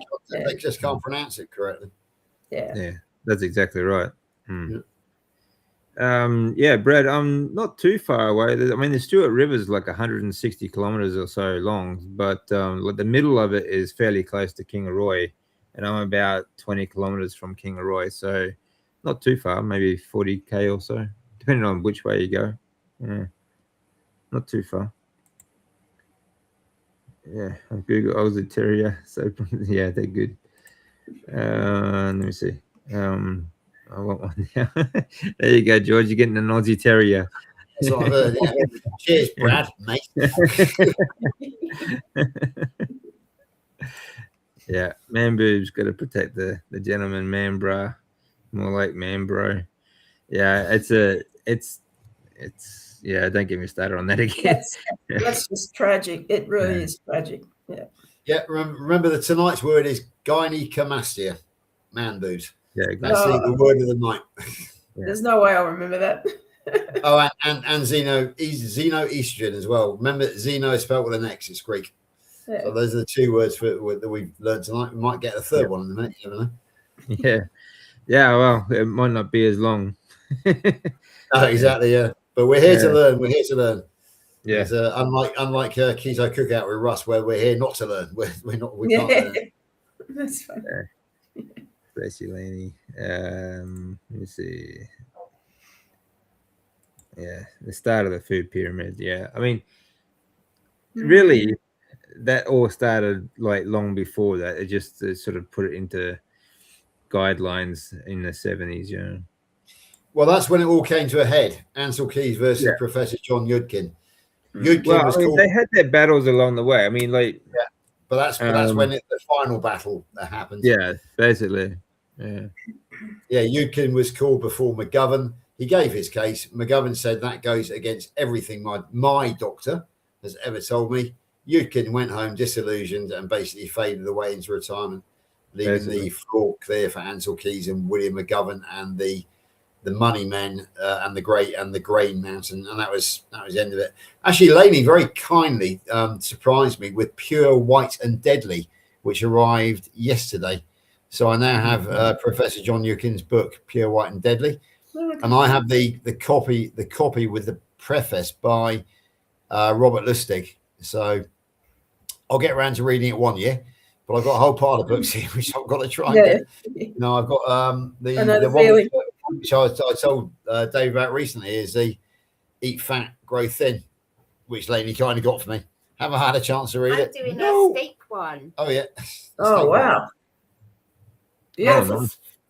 £5.29. Yeah. Which is 10 Australian dollars. Nice. Five English pounds. Yeah. So we have a freezer full of these now, and look at the fat on them.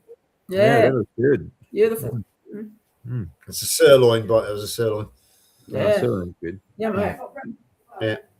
My fat boss lost 75 pounds because his building contractor friend has him on retatrutide.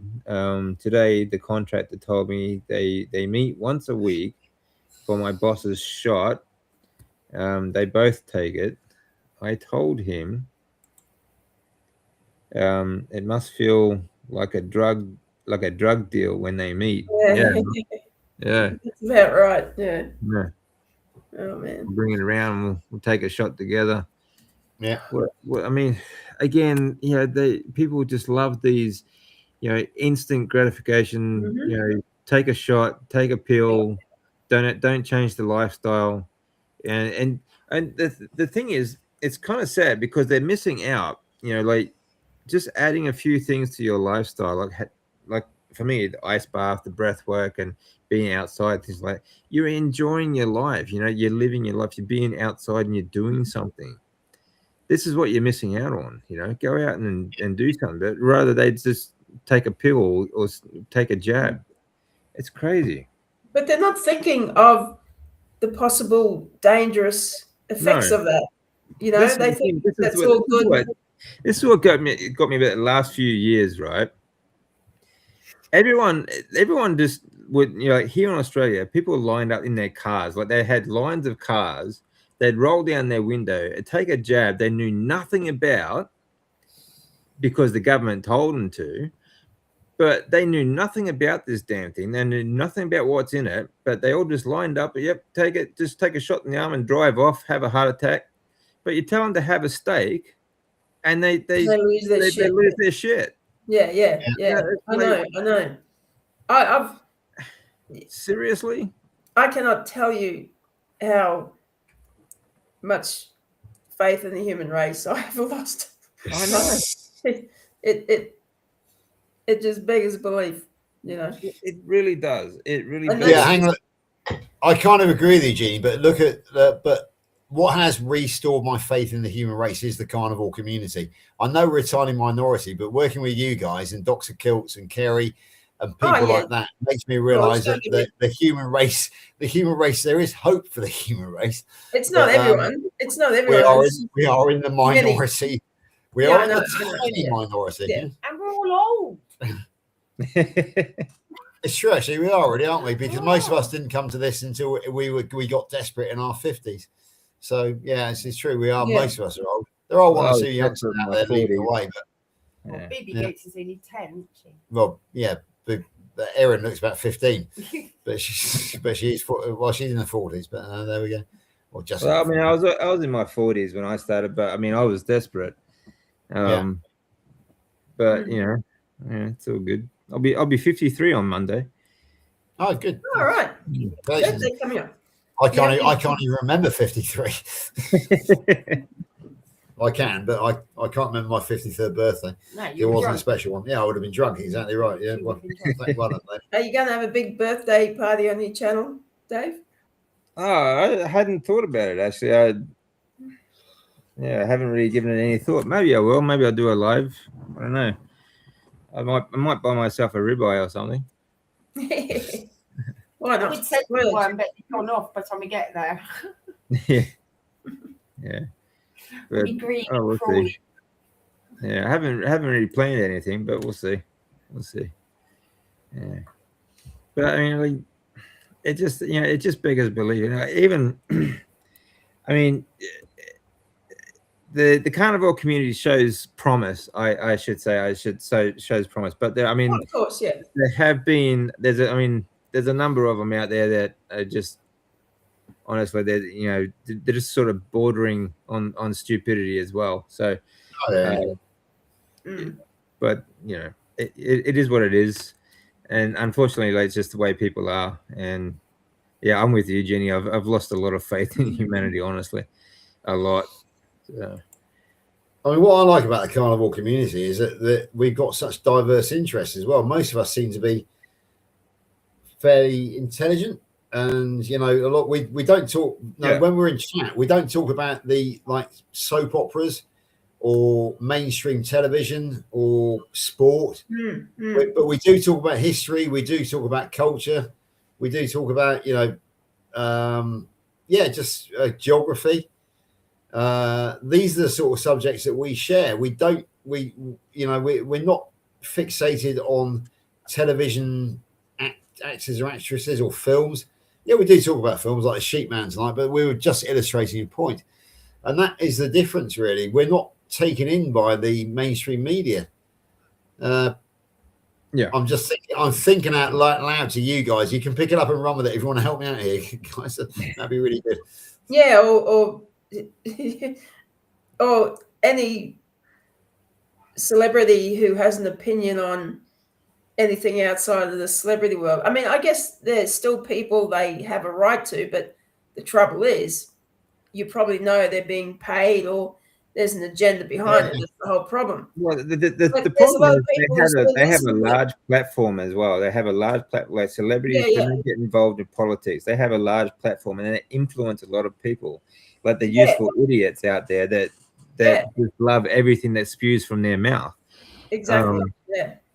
And the problem is that most of these celebrities are, despicable in nature anyway. I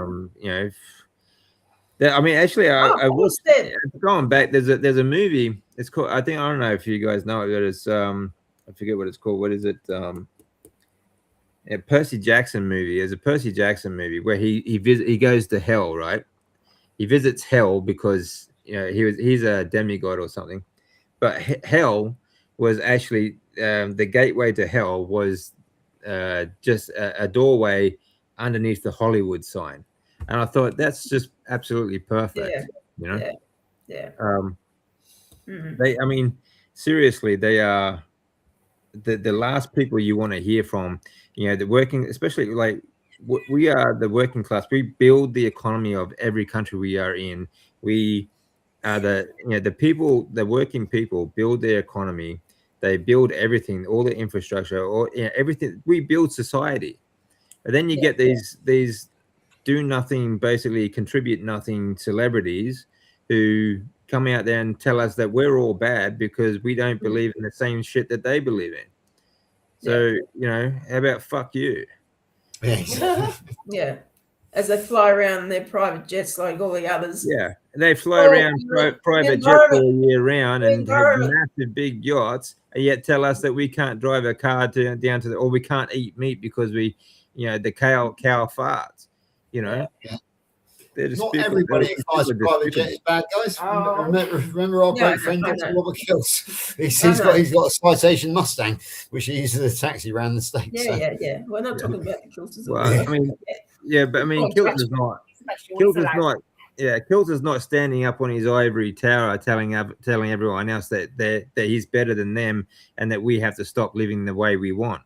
Exactly. That's the difference. Yeah. I don't care if you're a billionaire or a pauper in the street. If you are, getting up on your high horse or getting up on your ivory tower, looking down on the rest of the world, telling them that they can't do that they can't have their normal everyday rights to eat decent food or to have transport or anything else, simply because while you do far worse, have do all this private jet bullshit and everything else going on, they're complete hypocrites. Oh yeah. Oh yes. So I just want to say thanks, Brad. I really appreciate that, my man. Yeah. I've joined your channel. I'm a member. Thank you, Lainey. I really appreciate that. So when are you going to do the front lever too? What Yeah. No. The on the rings. On the gym on rings. the rings. Oh no, that was so funny. Oh yeah, I was sent a screenshot of that today. I did. They do, over here they've started an aerobic class, but you're on stretchy bands from the ceiling connected. So you're doing your aerobics while you're bouncing around, sort of thing. Okay. So I said it's my daughter, and I was like, "Can you imagine us? We'd end up in a bloody knot." Hang on a second. Did Lainey just describe a baby bouncer? Yeah, basically. Basically. Yeah, it's so fun. It looks brilliant. I'd love to have a go, but like, Sounds fun. But it works for the baby, George. Yeah, I was going to say. I think Get it might them be a walking. thing for us. Yeah. But yeah, they're flying around the room doing exercises. Yeah. Brilliant. So 50% of your daughter's workspace, they use the slimming injections. Yeah. Cost them a fortune. See, people, this is the thing, like anything, this is the thing about the supplement industry, right? It's all clickbait. It's like it's always the next big thing to get you slim, to get you lean, and all this other bullshit. And you think about, this is what really pisses me off about the first 20 years, well, since I was a teenager anyway, like spending the amount of money that you spend on these supplements because you are fed this lie that you will be healthy, that you will be fit, that you will be lean, and you will have the perfect body, right, by taking these things. It's astronomical. It is a huge industry. Well, Yeah, her best friend that's out there, the whole family's out there basically working.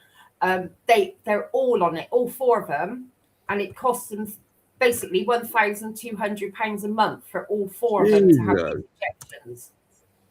And you're like, injections. I would do anything to avoid a bloody needle. Yeah. Anything. I hate it. Okay, so I've just done the math there. That's £300 each a month. Yeah. A decent sized rump steak is about £5. So that's 60 rump steaks that they could be eating every month. 2 rump steaks a day they could be eating for the price of that treatment. Yeah, that's insane, isn't it? It's crazy, isn't it? It really is. You know, it's unbelievable. Yeah. But they're convinced that this is what's going to work for them.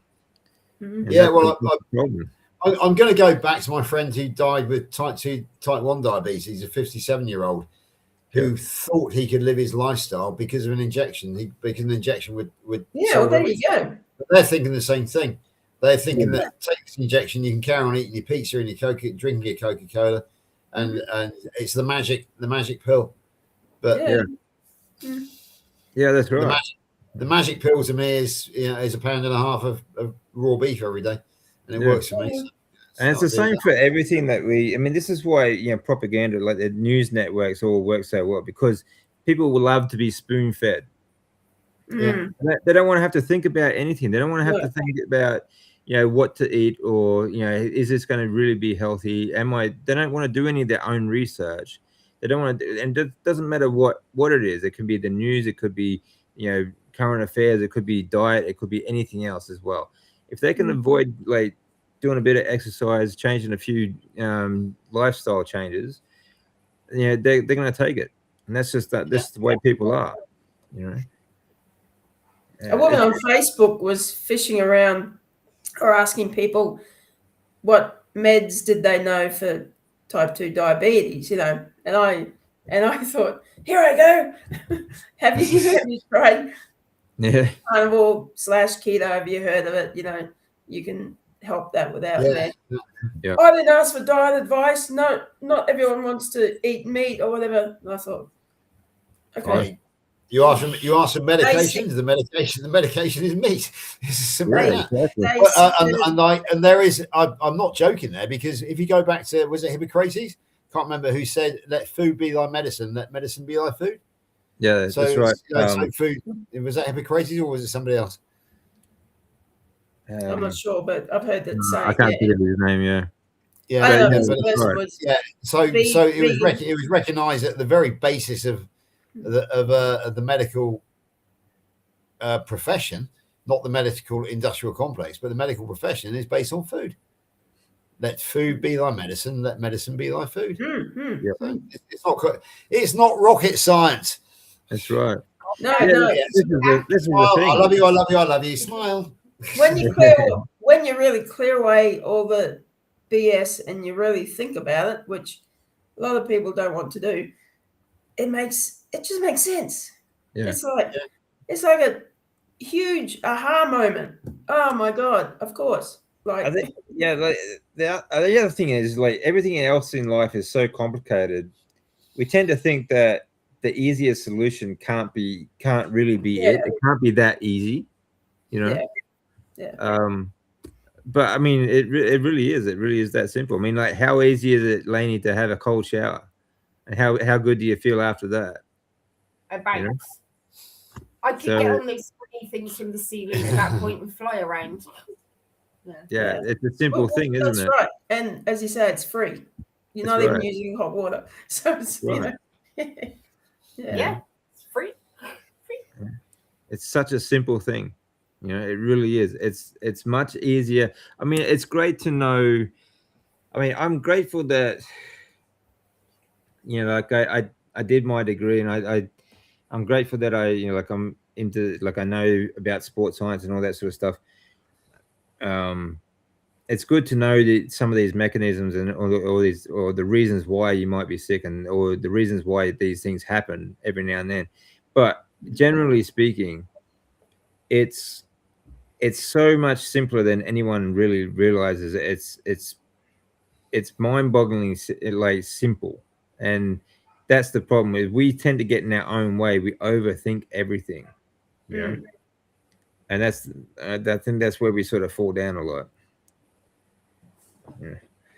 They don't recognize pure blood. No, not these days, they don't. Yeah.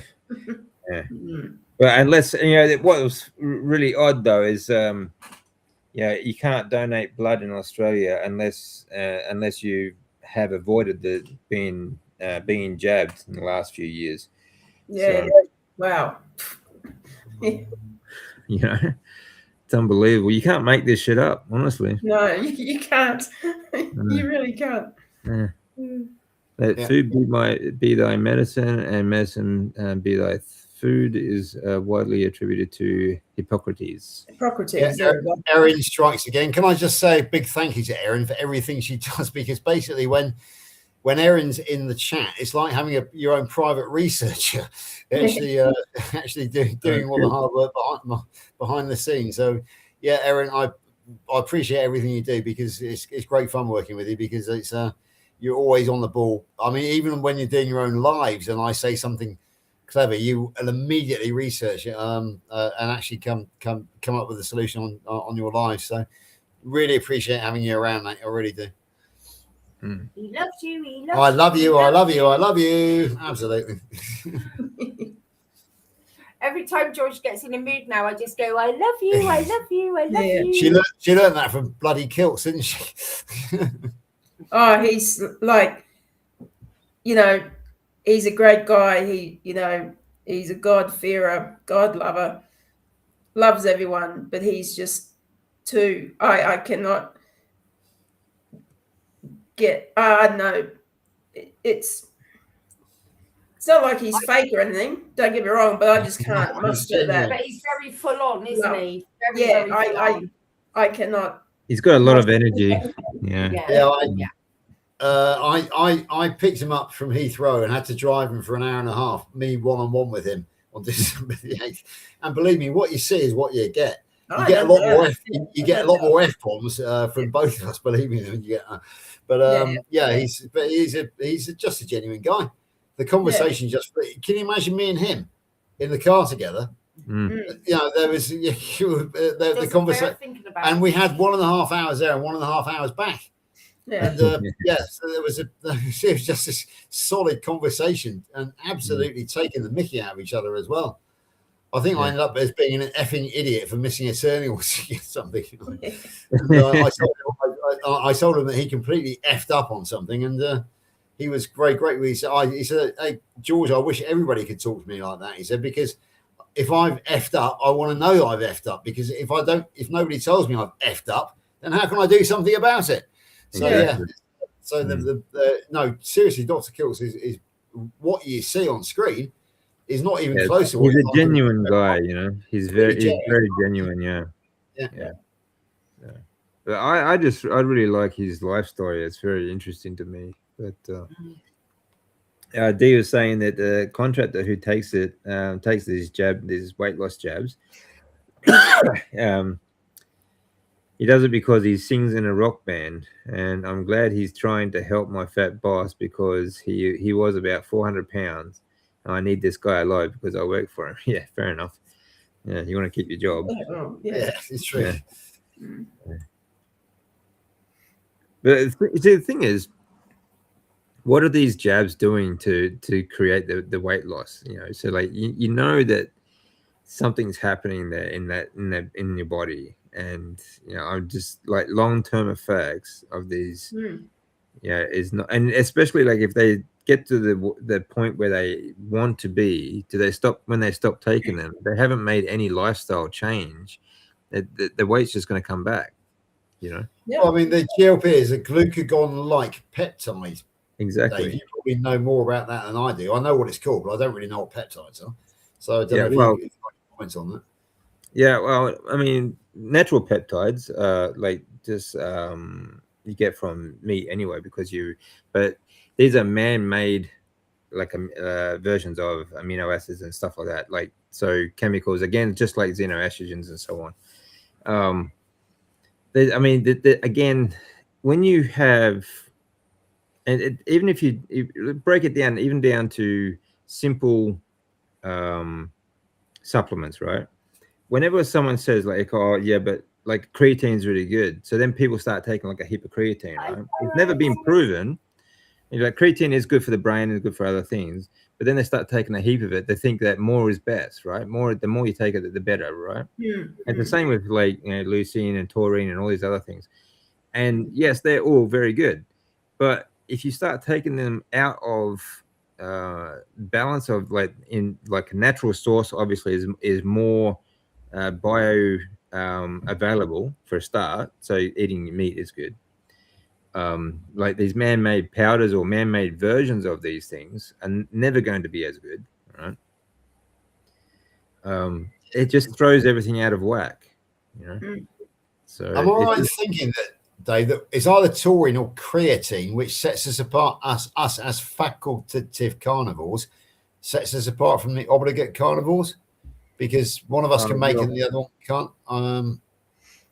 Well, it's a combination. It's a combination. Yeah. I mean, like creatine does help, you know. Yeah, but apparently we are able to make creatine or something, whereas the obligate carnivores, such as the felines, can't. I'll look it up again. Next week we'll talk about it. Jonathan, I'll tell you who is an expert on this, and that's Jonathan. Yeah, Jonathan knows best about this. Jonathan's brilliant on this stuff. Yeah, he knows all this inside and out, basically. Yeah, but I think the difference between a facultative carnivore and an obligate carnivore is the ability to make creatine and taurine or something like that. Anyway, but I'm talking. I'm not talking out of me butt, but I am talking. I'm rusty in the knowledge of that, but that is the case. Yeah. Well, I mean, there's a number of there's over 300 amino acids, in nature, right? But we only use 22 of them. But we only actually need to take exogenously is about 10 or 12, I think it is, and the rest of them we actually produce. The other 10 or 12 we actually produce in ourselves. So it's not just taurine or creatine. There's a number of them. So, but we make them from other amino acids. You know, so when we eat, we actually produce more. So, Hello, Aaron again. Yeah, hot water is turned off here for at least 6 months over the long summer. Yeah, that's a good idea. Mm. Save on electricity, especially at the moment, the way things are going. Yeah, Kilsey is so funny. I've been counting how many times he says story. Stories. He loves his stories. Yeah. I'll tell you who does a really good impression of Kilsey, and that is Stephen Thomas. He's very good at. Yeah. He's very good at that. Yeah. Take a bite of steak every time it's his story. You probably end up eating a kilo of meat. Mm. Yeah. Going, mate. Thanks, Brad. Have a great weekend, mate. Hey, Brad. Cheers. The contractor said the first two versions of GLP-1s were the bad ones. Okay. The one they are into, retatrutide, okay, stopped his muscle loss he was experiencing on the others. Yeah. Well, we'll see. We shall see. See, this is the thing. Like these things that come out, like the same with the the vapes and everything like that. They tell you like these things are healthier, and you get these healthier versions of it. Basically, when you start using these things, these new products, you are their experiment. You are their guinea pig. You know. Yeah. And that in itself is just this. It just seems nuts. Oh, hello there, Cassandra. Hello, Cass. Haven't seen you for a while. You changed your name again. I think you change your name more often than I change my underpants. Because you were kind of all farm mum for a while, but okay. So you know Cassandra Walraff. Okay, I'll bear that one in mind. Nice to see you, Cass. We actually did a great live together once on Jerry Carnival Jerry's show. It was a great pleasure working. It really was. Very cool. Yeah. Well, thanks for joining us, Cass. GLP-1 that one of her best friends, she's on it, and she wasn't big anyway. She was only sort of a size 12, which is whatever in America, I don't know. Yeah, size 12. She went to the gym every single morning before going to work. Fit as a fiddle, but she had in her head that she was still fat. Yeah. So she's been on it for ages now. And Chloe said you can see the difference in her. She can't go to the gym anymore. She's too exhausted. She's looking really gaunt and what have you. And her concentration levels, I mean, and they work in the nuclear industry. Her concentration levels are sort of whoa and what have you. But she's determined she's staying on it. Which is and one of her whole family is on it. The whole lot. Her mum, her dad, her sister. And her. That to me is saying that it's mucking up her brain, that she can't see herself as she is for one thing, but can't think. Yeah. You know, it's got to be affecting the brain. Yeah, sure. And she's beautiful. She's fit and she's beautiful, and she doesn't sound it. Why would you do this? Why? Yeah, exactly. Yeah. It beggars belief, doesn't it? Yeah.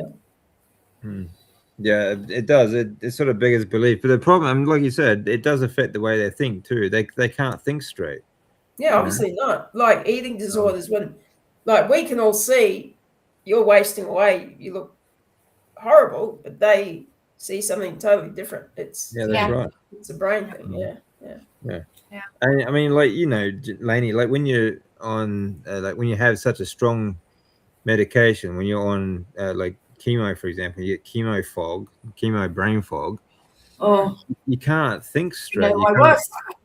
It's horrible. Like, I mean, that's why it took me so long to get out of it too, because it's like I did 3 years of that crap, and it's like, I mean, it would have been great if I could have, like, maybe after the first time, maybe got out, like decided not to do it, sort of thing. But at the time, I just wasn't thinking about that at all. I mean, I had a lot of other things going on that I had to sort of try and focus on, but you know, I really could not think straight. So it was everything that doctors told me made sense. I felt okay, fine, I'll just do what they say, and it's all good. you know. Yeah. But it only ended up getting worse. And the weight loss as well. I mean, I actually went down to 7 stone, which is about 90 pounds. 80 pounds. No, 7 for 98 pounds, I think. No, 7. Yeah, 7 fours are 28. Yeah, 98 pounds. 98. Yeah, I hit 7 stone. Yeah. And I looked like a skeleton. It was awful. Yeah. Even though I was taking medication to stop me being sick, I couldn't eat. I couldn't taste it. There was no taste to anything. It was horrible. The only thing you can taste is chemo. Yeah. It's horrible. Okay, here's a story for you as well. Okay, so in May of this year, I dropped down to 168 pounds. I now weigh 176. But I got real pushback from a lot of people who knew me. He said, you are getting dangerously skinny, George. Yeah. But do you know what my BMI said that I was at 168 pounds? Overweight. Borderline overweight at 168 pounds when everybody that BMI was telling me that I was looking dangerously skinny. I got real pushback. Yeah. And so I think that the BMI bollocks has got a lot to do with people's body image as well, to be honest with you. Absolutely. Well, that's a good point. It's like, don't listen to people, ignore it. Yeah, that's right. I mean, BMI is a calculator. It's just like the food pyramid, right? It was, I mean, even back in college, like we knew that was crap. Even my lecturers were told it was just bloody misinformation is what we call it. Yeah. But basically what it is, I mean, it's a general rule to calculate the weight of like a large population, but it's very, very flawed because it's trying to keep us like, it's just like Kellogg's. Basically, they're trying to keep us, like, tell us that, you know, this is, you have to keep your weight at this level, sort of thing, like to be healthy. And that's just crazy because it doesn't calculate how much of that weight is bone tissue or muscle tissue. Only that if you are this height, you have to be this weight. Muscle is heavier than fat is. So you can be quite chubby and still be in the BMI range. And you could be lean and fit and be obese, you know. And I've always been, like, my BMI like range was like 74 kilos. I'm 90 kilos. Yeah. So exactly. My very top BMI should be 76 kilos, which is what I weighed in May. But my lower one is about 58, I think, or something like that. It's ridiculous. Yeah, it's absolutely I did get down to 76 kilos exactly in May, which is just puts me into the correct range for the BMI. I put 8 pounds on since then, or in other words, 3 kilos, and that's put me back in. I am now overweight. I'm in the overweight range now. Yeah, with a 34-inch waist, and I weigh the same as I did when I was 18 years old. FFS. So, what am I supposed to do? I mean, when I was down to 76 kilos, 12 stone, 168 pounds, that was my 17-year-old weight at the age of 60. FFS. So you know, it's or 59 as I was back in May. But you know, it's what do? You ignore these bullshit marketers. Yeah. Right. Or whatever you call it. Ignore these guys. In other words, just ignore the doctors. That's the safest thing to do. Yeah, because even when I hit 7 stone when I was in chemo, I looked like a living skeleton and I felt horrendous, but I was still within my BMI. Yeah. Well, and you're like comfortably within your BMI. Yeah. You were the correct weight. I was the correct weight, and obviously you feel awful. But you literally every rib was sticking out. I never had a stomach. It was it was awful, wasn't it? I mean, I've only managed to put on just over a stone. I'm literally 8 stone 1 now, but it's better than being 7 stone. I'd like to be back up to 9. I'd be happy there, but it's like 7 stone. Hello. Yeah. No, it's fine. It's fine. No, it's not. Yeah. I was kind of the opposite. I was on a lot of steroids because they were worried about my my losing weight. So I got what they call moon face, and I got really bloated. So I got really big, really fat. Yeah. I didn't actually, weight didn't change. I did actually lose weight, but not actually gain weight, but I was very fat and weak, very soft, you know. So what? Yeah, because I only had steroids. I took when I had chemo. The day that I had it, the following day, I had to shoot myself. We got our own injections. Shoot up myself with steroids for 5 days. Yeah, and it had to be in the stomach as well. Ooh. yeah. Got used to it, but yeah, it was only 5 days that I had to do it for until the next chemo. DC, what year did you start your channel? Roughly. Let me see. Was it 2026 now? Maybe 2024, I think. Yeah, it probably would have been, because that's when you and I became pals. In fact, no, it must have been 23, because I think you and I did an interview in January 2024 with the Christine Kearns one. Maybe, maybe late 23, I think. Maybe. Yeah, I think so. Same time as I became friends with Larry Allhands, Carnival Soldier. Yeah, it was about that time. Yeah. So can I just say that anybody who hasn't met DC until recently, go back to the very oldest video of his channel, which is the 13-minute story of whenever I introduce DC to anybody, that's the one I send. It's 13 minutes and it just tells the whole story. And DC has the before and after photographs right at the very beginning of it. And to see him lying in his hospital bed and then working out in the gym, that the before and after contrast is just amazing. But you will see the moon face, the bloating and everything else. So yeah, it's those of you who've only recently discovered DC, do go onto his channel, click oldest at the top, bring up the 13-minute one, listen to him swear. Well, get bleeps out anyway. When you had that thing pulled out of your heart, was it? I think, Dave. Yeah, that was crazy. Yeah. And the nurses were leaning on your shoulder. It was that technical. They were leaning on your shoulder or something and just gave a tug. What was crazy is like, because I had that was for the transplant, the stem cell transplant, but like I already had a port under my skin on my right side. It's just sort of looked like a little lump under my skin. That had a single port for treatment because both my arms were still full of long, thick blood clots. They sort of looked like knotted ropes in my arms. But for the transplant, I needed like 24 hours of chemotherapy for the first 8 days, and it needed 2 ports because there was a few different treatments for going at the same time. So they put what's called a Hickman line. It's like there's 2 rubber tubes. It goes directly into your heart. But the port goes into my heart as well. But this one came in on the left side, directly into my heart, and it's just 2 tubes hanging out. It's quite long, just hanging out of my chest. And you can see it in one of my photos. I'm sitting there and I've got these 2 cords hanging out of my chest, and it got infected. So during treatment, it got an infection and it nearly killed me. I stopped breathing. I was AFib. I was a real mess. Everything was going wrong, and so they decided, well, they wanted to keep going, of course, but they decided, well, they're going to have to pull this out. So, but to put it in, they put me under and obviously have surgery to put it into the heart, right? But when they pull it out, one nurse just braced my shoulder, like just grabbed my shoulder like that, and another one just pulled it out like a tug of war. And that was it. It's like, just rub a bit of dirt on it, mate. You'll be right.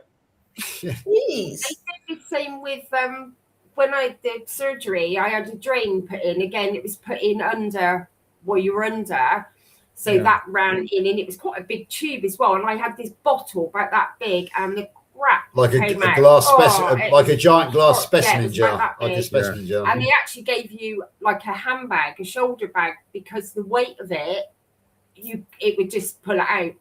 But they did that to me. It was like, right, lie down, and then they take the bottle off, and then you just go, and I'm like, oh, but it was like that. And it wasn't that painful, I must admit. But yeah, they just literally pulled it out, because I thought they'd deadened it, but they didn't.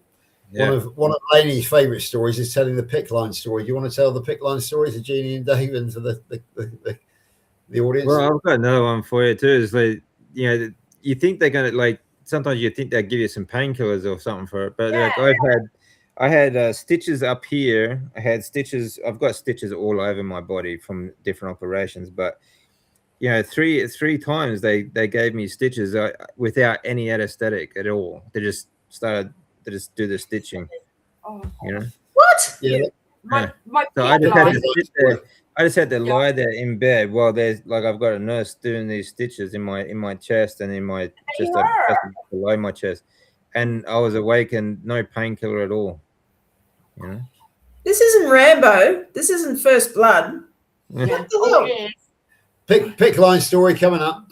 Oh God, cut it down though. You have it's a port basically that they it goes in your arm. Whoops, in that arm. Goes in that arm, so it's a tube and it goes through the vein to feed the chemo through, and you keep it in for the 6 months, basically having it cleaned every week at the hospital. So they said it always fine. It's 10 minutes. 10 minutes. We done your arm. We use like a what they call it, the scanner, jelly belly scanner, as I call it. Oh, I can't remember. Oh, a little scanner to follow up through the vein in that. And I said, sure, Joe, it'd be fine. They said no pain, no anything, blah blah blah. I looked like I'd been got by Freddy Krueger. She wore a white top. I wore a white jumper because they said it was simple. It was supposed to be 10 minutes. I was in the hospital 6.5 hours because the first vein collapsed, so they had to go in another one. And then when it went in that one, it decided to do a figure of 8 in the vein. Yeah, so from that point, they couldn't just pull it out. So I was now sent down to the big scanner so that I could literally lay there with surgeons trying to get this out and then get a new one in because I was starting chemo the next day. And eventually I rang George and I went, I'm a mess. I mean, I'm fine, but I'm a mess. This white jumper was completely red. My arm was absolutely battered and bruised, but they got it in, but they put it in upside down. Yeah. So whereas everybody else's was up one way, mine was up the other, and they just said, we're not taking it out. That'll be fine. It will still be absolutely perfect as it is. It's fine. But yeah, it's unbelievable, isn't it? They're like fucking amateurs, It honestly. It's scary. That's scary as shit. And we're supposed to trust and applaud these people for. Oh no! Oh yeah. I love you. I love you. I love you. Calm down, George. Smile. I don't think so. I don't think so. No, they can be pretty bloody brutal, you know. Yeah, I mean, it's I don't know. It's just shocking. Some of the way they do some of these things, it really is a bit of a shock, you know. And especially when they start stitching you up without any painkillers, or they just pull that like line that straight out of your heart like that. It's I mean, I was pretty much out of it, but it's still that's one thing I remember. And the thing is, I love the way they say this won't hurt. Yeah. Well, let me do it to you first. Let me do it to you first, mate, and we'll see. Yeah. Let me try it on you now. Yeah. I think we should have a panel show with everybody with a horror story, because I've got quite a nasty one of my vasectomy on my 40th birthday. Yeah, exactly. Thanks for that birthday present. I'll go away now. Yeah, no worries, mate. You'll be back at work the same day. Bloody, I was off for a week. Couldn't sit down. Couldn't move for a week. Never really been quite the same sense, to be perfectly honest with you. But yeah, everybody says, "Oh yeah, no worries. It's going to be 10 minutes, or it's going to be you'll be back at work the next day or the same day." With all these operations, and yet everybody's got a horror story. Everybody, everyone's got a horror story. Anyone that's been in the hospital system knows it's there's some. Yeah. Hey Josephine, how you doing? It's good to see you. How are you? Yeah, well, I can't share that I'm one. Still waiting. I'm still waiting for an inguinal hernia intervention, which I was told it would be urgent on September the 3rd. And I'm being told by the NHS that I don't matter. But I'm dreading that because it's kind of risk versus reward again, isn't it? Because I don't like having a hernia, which is it is a bit unpleasant, but I'm managing it okay. But I would like it to be fixed. But I'm scared shitless, to be perfectly honest, of having another intervention like with a vasectomy. Because it's what if it goes wrong? Because I don't trust these people. Yeah. But I don't blame you. But risk versus reward says that I have to have it done because it's bloody baseball, half of baseball. It's very unsightly and it can be quite uncomfortable at times. Yeah. So, but I don't know. I'm with you, man. I mean, if there ever is like in the future where I need something done again, and like another operation or something like that, it scares the hell out of me because I do not trust them. Like you basically elaborate with in a room full of amateurs that really don't know shit all about what they're doing. It's scary. Yes, Josephine, we've been going for a while actually. So almost at the end of it.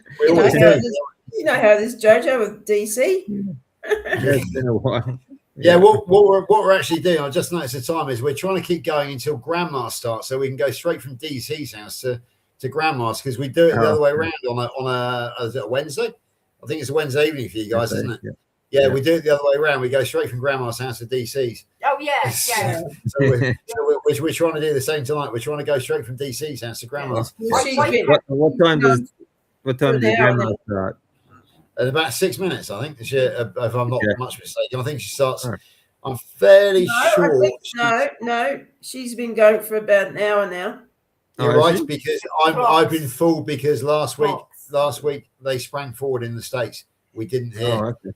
So I've always got it in my head that she's going to start 2 a.m. my time, but no, Jeannie's right, because they sprung forward. They called up by it. So Grandma's been going for an hour. So we'll all be going straight from here to Grandma's house. So I think that's it. Grandma's party. We'll wrap up soon then. We'll make it. We've been going 2.5. Actually, last week we did 2.25. So we've broken the 2.25 mark tonight. Yeah. All right. And why is it? Right? Why is it that I can sit here for 2.25 hours talking to you guys, and I don't need to go for a wee? If I try and sleep the night through, every 2 hours I'm. I don't know what the phenomenon is, but basically, I'm sat here perfectly comfortable, and you give me 2 hours in bed, and I wake up with a bladder screaming for attention. You could be mouth breathing. It could be that, I suppose, couldn't it? Yeah, true. Yeah. Is that with that? Yeah, mouth breathing. Mouth breathing actually triggers the. I forget what it's called, but it's this a thing in the brain that when you're mouth breathing, it'll actually tell your body to that you need to go to the bathroom, even if you're not, like, you haven't drunk water for hours before you sleep.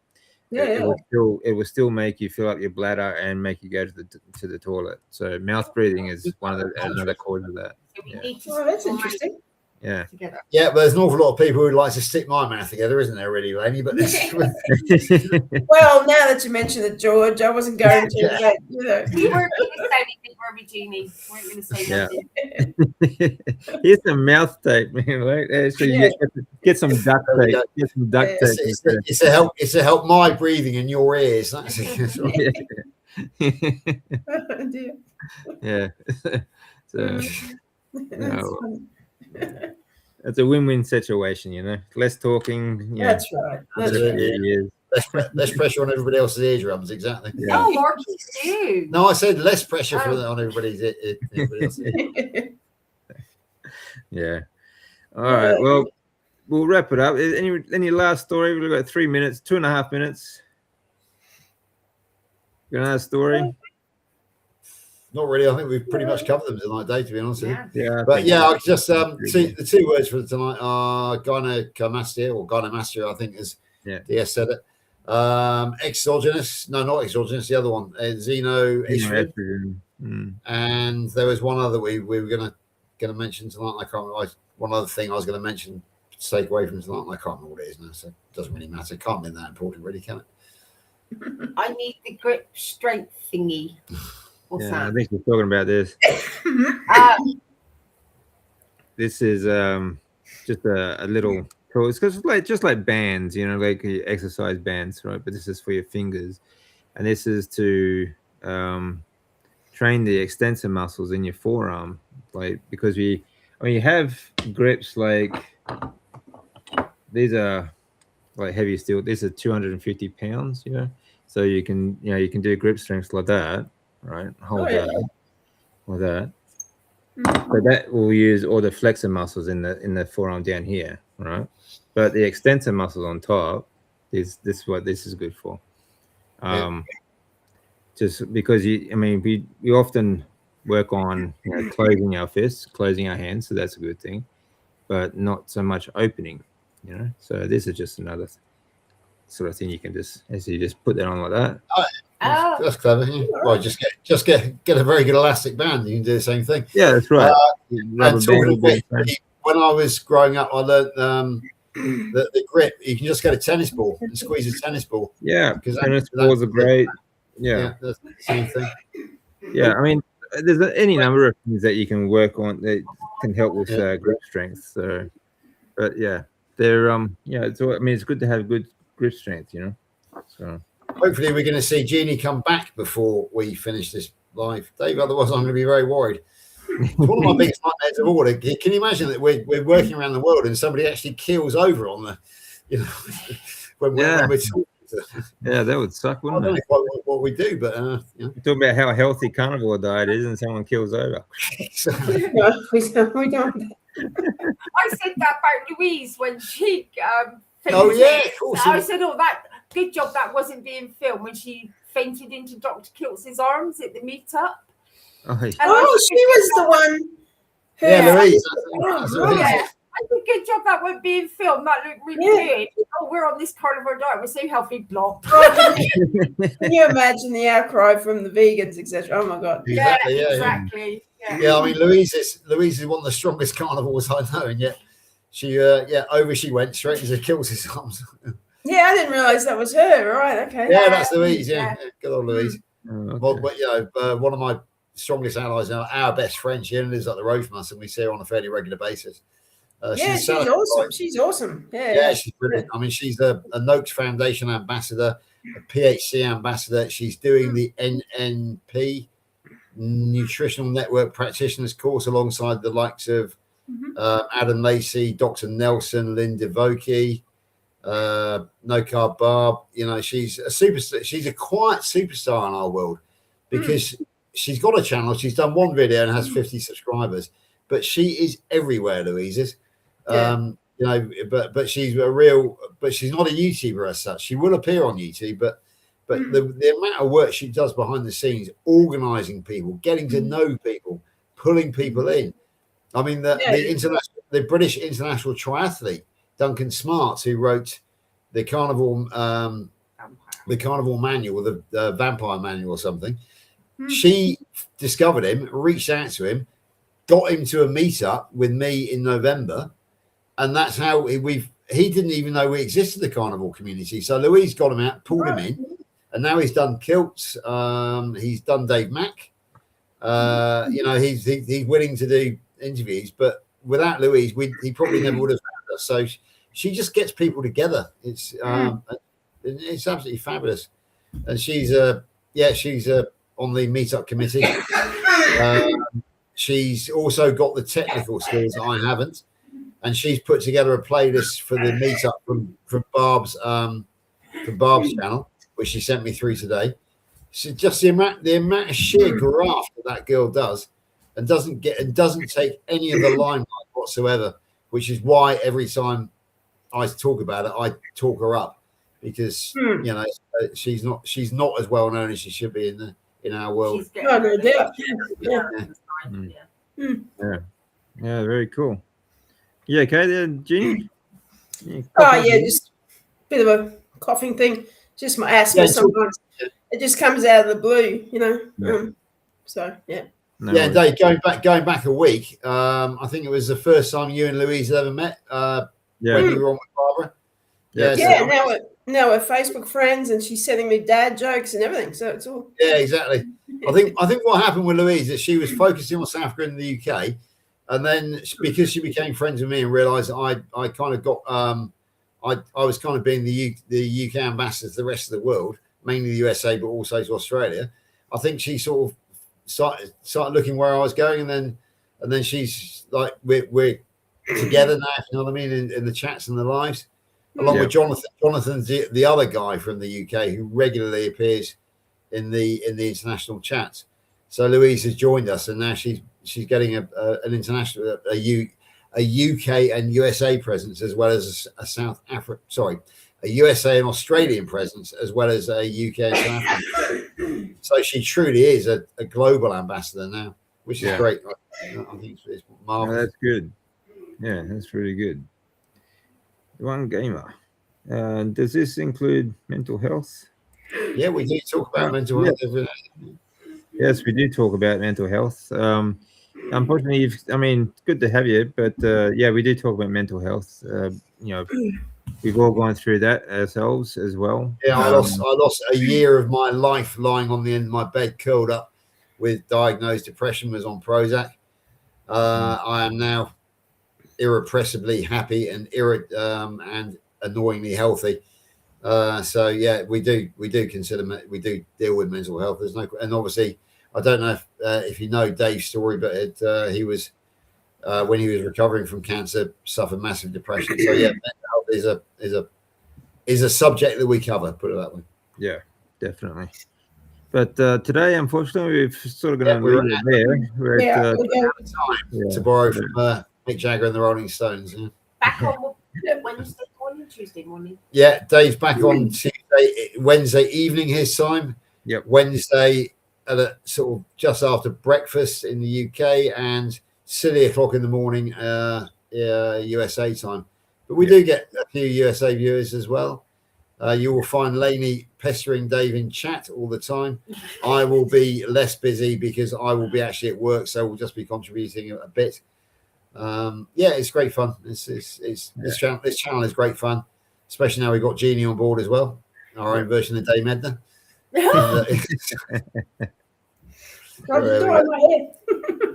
get some glass. There you go. Yeah, absolutely. That's the closest I can. That's the closest I can do at the moment. And I'm sure you can say possums very nicely as well. Possums. Yeah. Well, we're going to leave it there, everyone. Thanks, everyone, for joining us. Thanks, heaps. It's been a great day, so look forward to see you again next week. Yeah, and absolutely. enjoy your week.